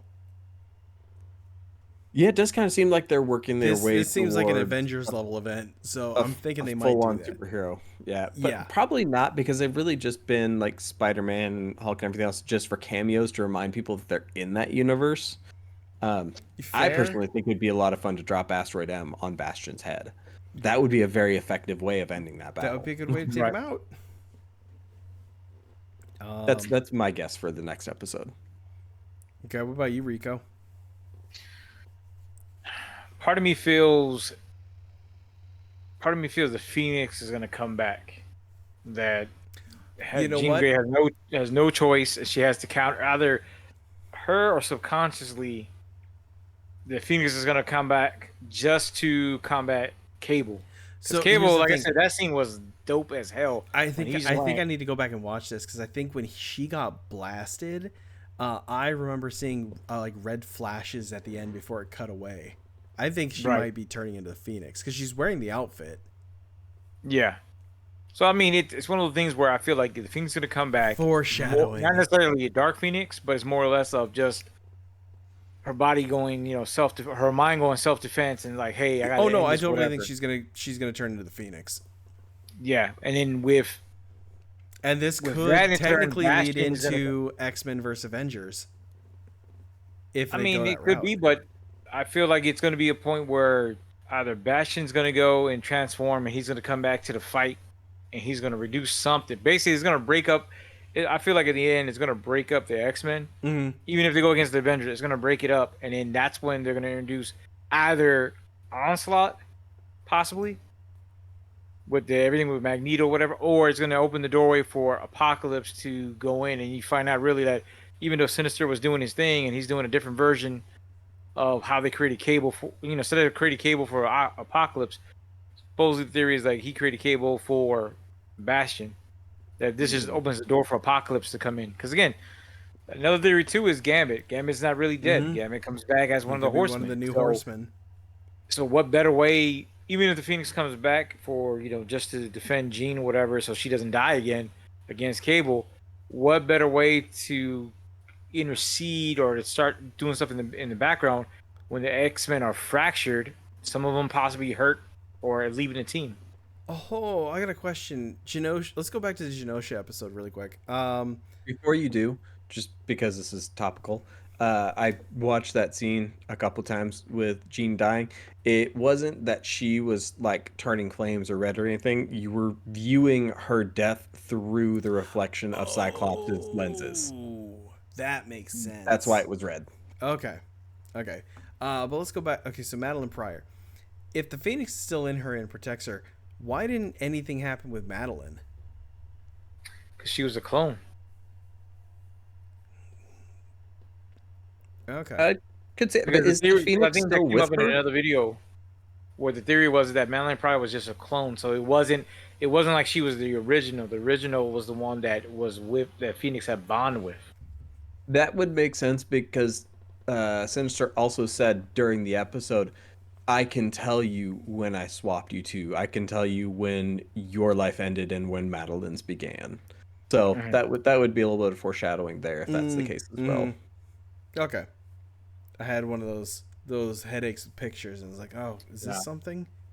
Because I think also Sinister, that was his one thing, is that he couldn't tap into the Phoenix power. That's why he's always messing with Jean Grey, is basically to say, hey, you have more. Basically, with the Phoenix giving her, amping up her power, like that's something that he wants to tap into for more. And I guess he couldn't, which again could be the reason why. And you guys can correct me, because I don't think Cable ever got the powers of the Phoenix too. I don't recall that. No, their daughter has gotten it. Hope, a couple times now, but I don't think it's ever gone to Cable. Which could be the reason why. Again, Hope had alternate timeline, but her mother was Jean Grey, where Madeline Pryor was Cable's, which doesn't really bode well because then Cyclops got it too. So at least partial of it, I think, if it's split. I don't think he got the whole thing, because at one point he was possessed by the Phoenix. Shit. And I think that's when he murdered Professor X. I'm not too sure. All right. Man, I'm really behind on my X-Men. Well, I don't see anything about him ever having the Phoenix Force. It was should be within the past. I would say within the past 5 years, there should have been a storyline with him. If not, go to. Oh, okay. Main source would be Comics Explains would be on that one, and I don't know if that was part of the. Because the X-Men had a whole big thing before X-Men. I think before X-Men versus Avengers, where you have the what was it? The House of M, then all the mutants got reduced. What was it? Exodus, and then when Hope comes back, and that's where Bastion is introduced.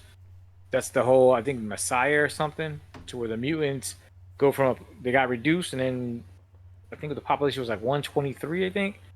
And after she fights Bastion and she you call it, releases the Phoenix, then all mutants started springing up around the globe again. So the whole whatever Wanda had set got unleashed. Okay, so it was after House of M. Yeah, because it goes like House of M, then it basically again the mutant population gets reduced. Then it's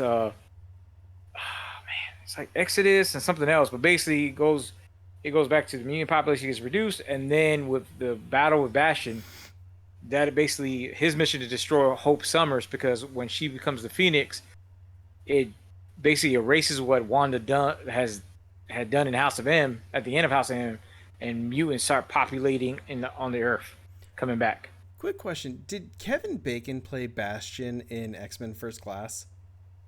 He plays Sebastian. He Different was part of the Hellfire Club. Yeah. Oh, right. Okay. So he was one of the guys that got killed in talk about that Genosha. movie. Oh, we the don't X-Men. talk about that movie.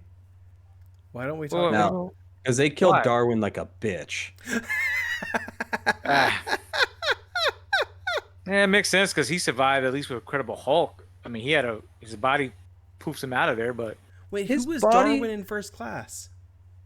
Darwin was the one who could absorb powers and everything and live through it. So Kevin Bacon made that little energy ball in his hand, like fed it through his mouth and basically blew him up. Right. Yeah.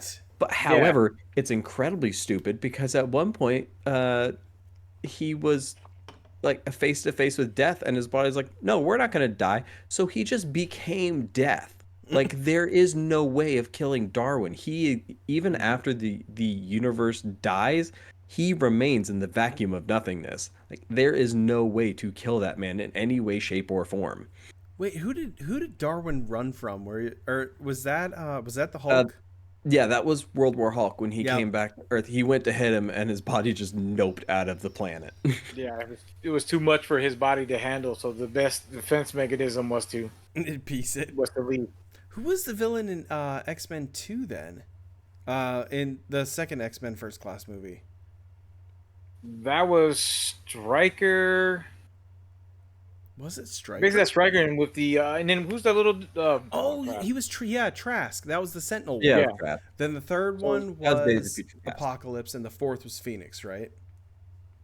I thought the Yeah, the third one was Age of was Apocalypse. Apocalypse. And then the fourth was the Olivia Phoenix film, Munn is Psylocke. Row. which I didn't mind either of those films. I know Apocalypse is not exactly a great film, but like, it was still fun. Mm-hmm. Honestly, they were all very fun. Oscar movies. Isaac was a good pick. He was a really good Apocalypse. Mm-hmm. And it was again, good. Psylocke He that looked like was ooze. primo.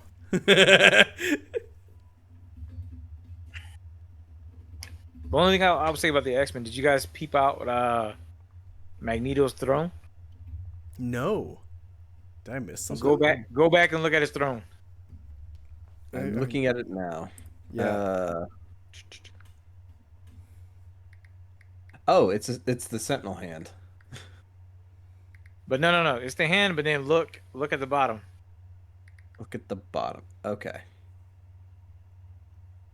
You guys should keep talking while I'm trying to get to this. I'm trying to get to it too. So yeah, Rico, get the explain to people. explain So it. basically, when they get to Asteroid M, I forgot which team was Gold and whatever one, but basically Cyclops and them, when they get there, they happen to see Magneto on his throne, which he's sitting on a Sentinel hand, but below him is actually the three-headed Master Mode, whatever you want to call it, Sentinel. Oh, Yeah, I there you go. missed that. I just got to it here. I'll forward you a picture. So that was like again another. Oh God, and I know you're not really supposed to. Well, yeah, you can kind of like them, but that's why I liked what they're doing with the cartoon. At least again, like Glenn said, a lot of Omega level events that are happening, similar to Michael Fassbender when he played Magneto in the X-Men First Class and the other ones. I love Fassbender as an actor, but the one thing I appreciate about the movies is they really showed at least Magneto his powers and how he is. Mm. Nothing against the old version that you had when they had it, but I really felt that. I'm not saying that as you get older, you lose a step or two, but the way it's made it seem was that I forgot the actor's name. Ian McKellen. Yeah, when he played Magneto again, it was like a grandpa version of Magneto that struggled to use his powers, and it's like, being introduced in the comic books and again introduced as him as a cartoon, at least to show that, regardless if he's older or not, like the fact that he can do these things with his powers was just top notch on that part. Um, Even again, that dialogue between Fassbender and um, what's his name, McAvoy. McAvoy. That was way off on that part. So again, it's just a testimony to Magneto and how he was. He's like, you know what? I'm gonna create this thing, but still, just begs the question: if Gambit, okay, well, I guess he didn't vaporize the whole Sentinel with his powers. I took it he just wiped them out, but that doesn't make no sense now. Yeah, I thought he had blown them all up too, as well. But I mean, it looks like he did an insane amount of damage to him, at the very least. Mm-hmm. Yeah, no, I'm excited to see where X-Men goes. Which is crazy because supposedly Gambit also got his powers reduced too by Sinister. In the comics, yes, because he was one of the most powerful Omega level mutants, and he didn't trust himself to both use his powers and not hurt people, and also potentially, like, if he ever fell back into his old lifestyle, he was effectively the most dangerous villain the world knew in his mind. And so he had Mr. Sinister lock away a good chunk of his power, so he was no longer an Omega class, he was just like an A class mutant. Which is a flaw to his character because he basically nerfed himself. Yeah. I'm a danger to society. Oh, speaking of nerfs, how did we forget? Let's do the Helldivers news and then call it. Oh, fine. So, what a week it was for Helldivers. What a shit show it was is a better way to describe it. Right? Yeah. So, originally, when Helldivers came out on the PC, when you first installed, it would prompt you to sign in with a PlayStation account, a PSN account. You could skip that because there was apparently a bug in the system that could like crash the game. So if it kept crashing, you just hit skip. Well, come to find out, that was mandatory, and a representative from Sony said, no, that's always been there. And they pointed to like the system requirements on Steam. Well, the funny thing is Sony went back, I think it was like 2 or 3 months before the game came out, had a post on the PlayStation blog that said, no, PC users will not need to link up their account to play the game. They will not need to create an account to play online. It gets even funnier because their justification for it was, oh, well, it's to keep everybody playing the game safe so we can track and ban people better. When in reality, I almost think it's because the Sony PlayStation brand is not doing too well right now, and they're trying to appease investors by saying, oh, but look, we have a huge influx of new users on the PlayStation Network. So I'm thinking it was more along that. Some CEO said, I need to boost numbers. Let's do this. Now, this is where it gets kind of fun. So it was dropped that by May 30th, you need to sign in. Otherwise, you will not be able to play the game. And then we get to the people on the community page on Discord who are talking with the guys like, what, this is ridiculous, this is bullshit, what should we do? One of the community managers, I think his name is Spats, said, listen, if you don't have the 236 seconds of your day to drop your email and create an account, why don't you just go on Steam and put in a negative review? Because that's something we could take to Sony to use as ammunition. Well, because he was a condescending prick there, as well as a few other things, like, did you know that there are actually quite a few countries around the world that do not have access to the PlayStation Network, much like the Philippines? So all our Filipino divers will essentially not be able to play the game, because if they wanted to create a PlayStation Network account, they would have to lie and say they were in a different country, and that is by Sony's TOS, a bannable offense. So it was an entire shit show, to the point where the game got 21,000 negative reviews on Steam. Within 24 hours, Sony came back on Twitter and said, well, we understand that people were not happy with this, so we're going to cease the requirement for signing up with your PlayStation account. So they went from negative to back up to, I think it's mostly positive now. But yeah, at some point Steam got involved and they're like, yeah, no, fuck, Valve literally disabled the ability to buy it in regions where you couldn't get a PlayStation account. So it was a huge shit show. Spats got fired over this. Apparently he was a bit of a sore spot in the community already. So I think this was just kind of like the nail in the coffin for him, but he got shit canned. And that's about it. We're now back to normal. But we did get some nerfs. So pour one out for the Eruptor because it no longer has shrapnel damage because they got rid of shrapnel. I had honestly opened the game since they announced all this bullshit, so I just hadn't picked it back up. That's fair. Today they dropped the new War Bond. Mm-hmm. There's some pretty cool stuff in it. I really like the Snow Trooper outfit. I think I'm going to rock that. I'll have to mess with it this weekend. Yeah, I'm thinking about it. I might play a little bit tomorrow. A couple of things though. Did they explain? I haven't seen where, and I haven't really Googled it either. Is it just with the countries that didn't have access to PSN? Is that more of just the countries doesn't have access? No. So okay. I did read something about this. Philippines is actually a really good example. So when a U.S. entity or a business in general wants to go do business in another country, there's a lot of stuff involved. Like you got to pay for documents, filing fees. Like there's a lot of paperwork involved in it. Well, taxes. That's another one. So the Philippines apparently requested a lot of money for it. So Sony was like, we don't think it's worth it. We don't think there's going to be enough buyers here to make our presence on the island actually make sense. So they pulled out. And I think they did the same in, I think it was Vietnam is another one. Like there's a couple places in Asia, Europe as well. Cause I think Russia's PSN is just down. Like they can't access it.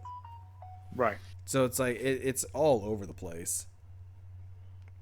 So that's another thing that I took away from it too is that if that is the case, one, why even make it available for PC? Bingo. PC players can even purchase it if that is the case. And then two, Sony they're dummies. They just did an Xbox thing. I don't know if you remember back when. Oh my god. When the 360 thing was coming about and the guys, and I'm paraphrasing, the guy was saying something like, when the question was raised, the whole thing about hooking up to the internet, he's like, well, some of us can't have access. He's like, well, yeah, we got a system for that. It's called the 360. And that, I ain't gonna lie, that was one of the reasons why I switched back over to Sony. Or like Diablo Immortal when Blizzard was like, you got a cell phone, don't you? Yeah. It was just, to me at the time it was dumb because the first thing when the guy mentioned this, I was like, oh, screw you, pal, because I already knew the guy who asked the question, I think they did more dive. He was a submariner. And so that was the whole thing is that you have dudes just like those who serve in the military, there's deployments, whatever, where you don't have internet. But the one game we played, especially if you have friends in the comms, was Halo 2, because those are the guys that run the cables and everything. So that was your pastime. But the minute you said that, it was like, nah, okay, dude, yeah, I don't, again, let your money talk. And not purchase something in that. So, he ended up losing his job. Speaking of money talking, did y'all hear what happened with Microsoft today or yesterday? No. It was more information has come out this week, but beginning of the week, I think it was Monday, Microsoft closed down a shit ton of studios. Oh yeah. A lot. Oh yes. Tango Games was on that list. They're the ones that did Evil Within, and there's a new one that just came out. I can't remember. Is it Hi-Fi Rush? Hi-Fi Rush, yes. It's a Devil May Cry clone that's really, really good. Yeah, they just got closed down. There was another studio that got closed down that did. It starts with an A. Avalanche. Was Avalanche on that list? I believe so. Yeah, like they're slashing and burning like EA. I think Microsoft is getting out of the gaming sphere. I don't think Xbox is going to be around much longer. Far as systems. So Phil Spencer on that note, this is what people have been saying before: is that Xbox. Man, I'll have to find an interview, but the way that it was interpreted is that when he did an interview, he was basically giving kudos to Sony. Like, we've been at these guys for to beat them for systems for the longest. We're not there.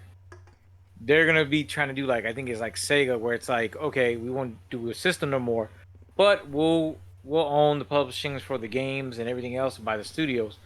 Which the latest round of layoffs, the most thing that everybody's saying is Xbox is just trying to, regardless of what they say, they're trying to create a monopoly to where it's like, I'm just gonna buy the studios and then close it down because I already have the game. Why do I need the studio for this stuff? So yeah, it pushes the agenda for the Game Pass and go from there. Because again, it's like Microsoft done before with any software out there. Like, why let you buy this when I could just get you to do the license, and you're gonna just have to keep paying for that, I guess, every year, whatever. And the funny thing is too, before they did this round of layoffs, they were like, yeah, you know what the problem is with video games is we don't have like there's not enough not enough talent or something like that. And then they just start cutting all their internal talented studios. Because there was like one studio they cut where it's like, I think they did Redfall. I think that's what they mentioned. And it was like they did like 2 or 3 awesome games. And the game after Redfall was way better. And it was like they got rushed with Redfall, and then they were like, yeah, no, you're dead. Yeah, because then it also was mentioned that Microsoft, I think the year before, gave them praise. Like, yeah, they do their excellent job, everything. Like the equivalent of bigging you up in your performance evaluation, and then a month later saying, oh, we got to let you go. Like, what the hell? You just said I was the employee of the month, whatever, the employee of the year. Like, yeah, so, no, I mean, it's again, like, I thought that Embracer Group buying up all the studios would be a bad thing. I did not even think about the stuff Microsoft acquired. Like, yeah, we might be having another like early 2000s here where a lot of these good studios are going to go under. Yeah. I think for the most part, I really feel like the way Microsoft's doing it, and I'm not subscribing to conspiracies, but it's like when those individuals have good ideas, and then there's corporations that goes, oh no, this is gonna hit, it's gonna hit our pocket if we let this out. So they'll go there and either buy whatever they have, say, hey, we'll buy the patent rights, or that person disappears. I mean, I'm not gonna say nothing about like Boeing with the 2 whistleblowers being killed, and now a third one came out, and he's Hispanic, and I'm like, dude, you saw what they did with the other guys. I appreciate it, but man, dude, protect this guy. But I feel like it's one of those things where it's better just to, Microsoft's point of view is better to buy these studios up and control them. Yeah, cannibalize them and control the material that people want to buy and stuff. Listen, I think after Elder Scrolls 6, they might just even shut down Bethesda and just say fuck it. Like, I mean, if they could do it with another studio for half the money and put a bull-junk product that people are gonna keep paying for, yeah. Yeah, dude, if they could take out Tango Games with like the like heads behind that studio without a thought, Bethesda is gone. Like, look at how bad every game is reviewed up until recently. Like, even Starfield got some really bad reviews. Like the launch of Fallout 76 was horrible. I will say this though, apparently they did turn around, and Fallout 76 is good now. I have it, I just haven't tried it. It's good, and plus with the Fallout show, it gave it more insight and stuff. Which the downside for that is that Fallout 76 got an update, and some other things are supposed to be added. I think they're adding some stuff to Fallout 4, but I guess Fallout 5, which is supposed to take place in London. No, so that's a mod. That's a mod? That's okay. a mod. But that's been put on a back burner or whatever that people are mad about. It was literally about to release like 3 days after the patch dropped, and the guy when the guys were playing with the patch were like, yeah, no, we can't release this yet. We got to figure something else out first. I mean, I guess at the end of the day, too, for anybody's listening, it just goes That's back another to. problem though. Before you do that, Right. the HD patch or whatever they're doing, it's Mhm. actually introduced worse bugs into the game. So it's now a worse experience. And hey, guess what, bitches? It's mandatory. And see, and then again, that's gonna form my opinion that if it's crappy, then I'm not paying for it, and I'm paying for it. I mean, again, once Halo did his own thing and Xbox with Microsoft saying their stuff, it's like, okay, I've I have enough, enough of a decision to go. You know what? I'll move from there to Bungie. But even again, mention Bungie. If you will look at the videos that they're putting out, the amount of material that they're putting out there for the final shape Mm-hmm. leads me to believe the theory that they're trying to big this up because they know if the quarter, regardless of how the quarter goes, Sony's going to replace the leadership of Bungie, and then you don't even know if if Sony's going to They're go gonna ahead still and be go. around. Yep. I mean, be around again, the same thing, cannibalize them, and go with something else. I mean, again, they keep claiming there's no Destiny 3, they're not messing with the Tiger engine, and everything keeps pointing to the fact of no, this is what you guys have to do because if not, Sony's around the corner that since you signed that agreement that it's a takeover Yep. on that part. But again, and that's the point. What somebody was saying was that these studios have to watch who they let purchase them, as well as who's your publisher. Mm-hmm. Because once you're in that agreement, it's going to make you look bad. I mean, in ways like Kevin Smith with Dogma, where when they want a sequel, but again, the one person that they need to buy the rights from is Weinstein. Mm-hmm. So that goes to show you again. Hey, I think it's like that. Just like with Hulk, I think there's another movie where, I forgot what it was, but at least all three movies are owned by three different entities. So when you have those issues like that, that's where these problems run into. Because Man, somebody's can trying to we make just money. say we're in the worst timeline where we have Mark Ruffalo as Hulk and not Ed Norton? But Edward Norton's supposed to go to a-hole, so I don't care if Edward Norton's an asshole. That man is Oh, the great. dope Hulk. What are you talking about? Oh, who's your Hulk?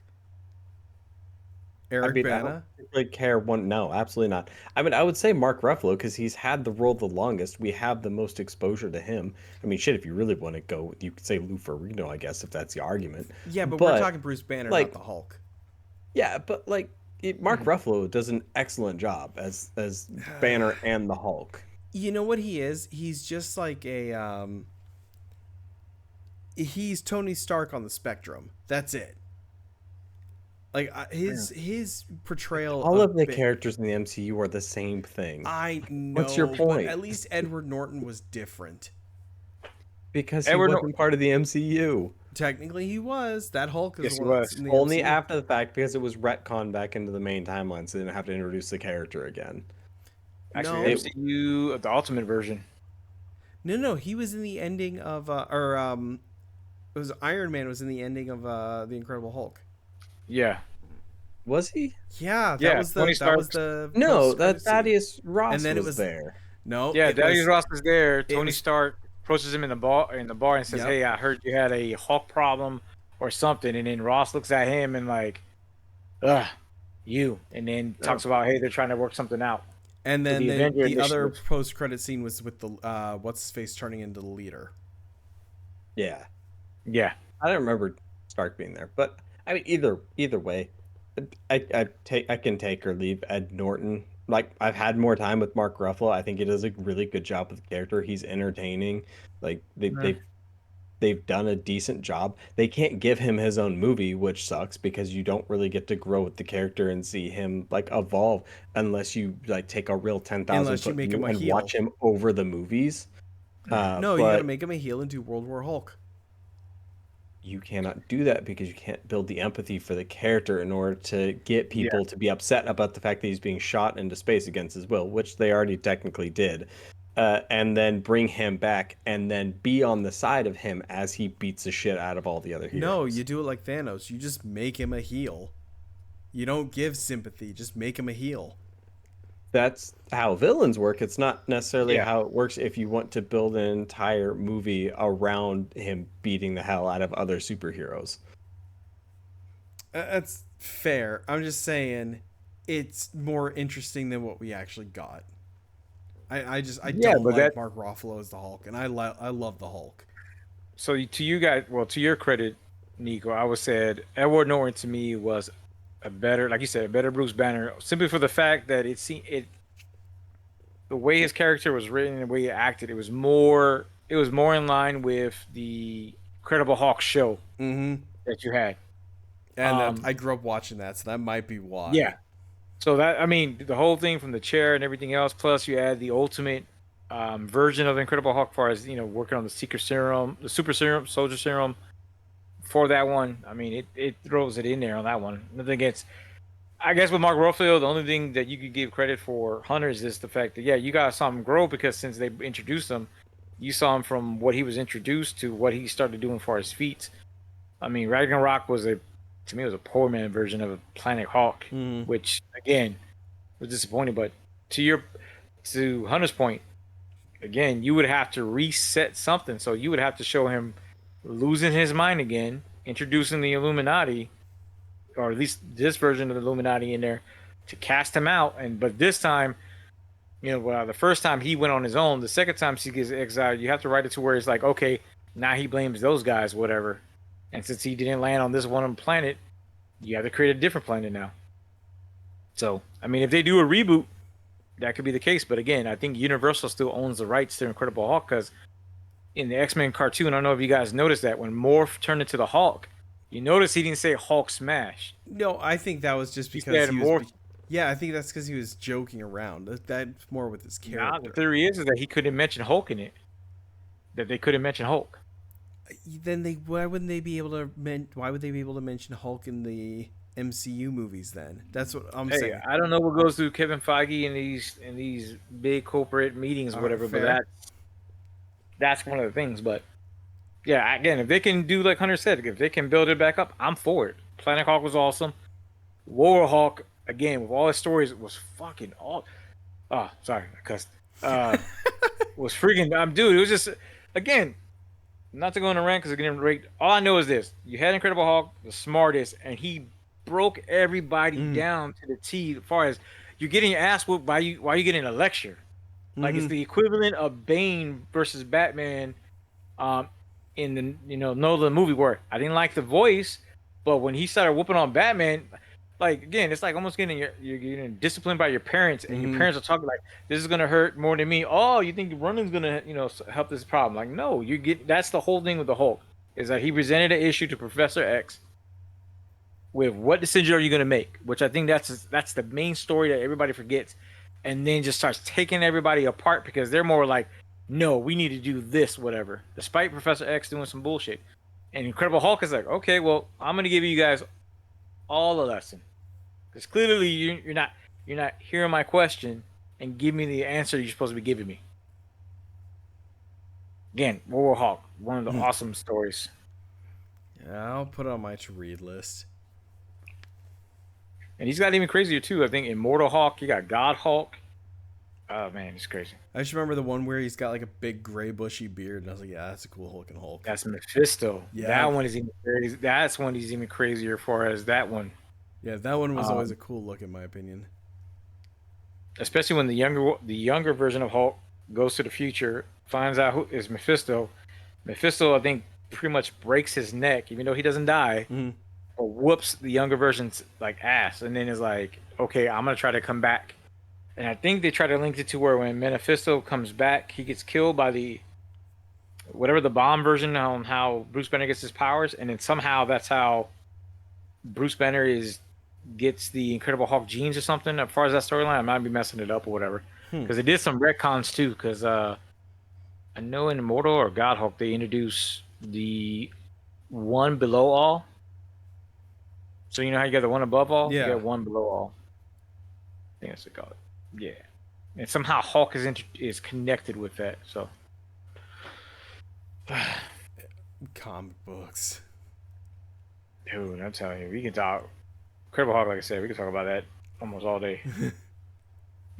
Oh, don't start that. We might start getting into the Star Wars extended universe. Oh, dude, don't start that shit. All right, I think I'm gonna call it. Yep. Thank God. I'm trying so hard to stay awake right now. Same here. All right, guys. Catch y'all later.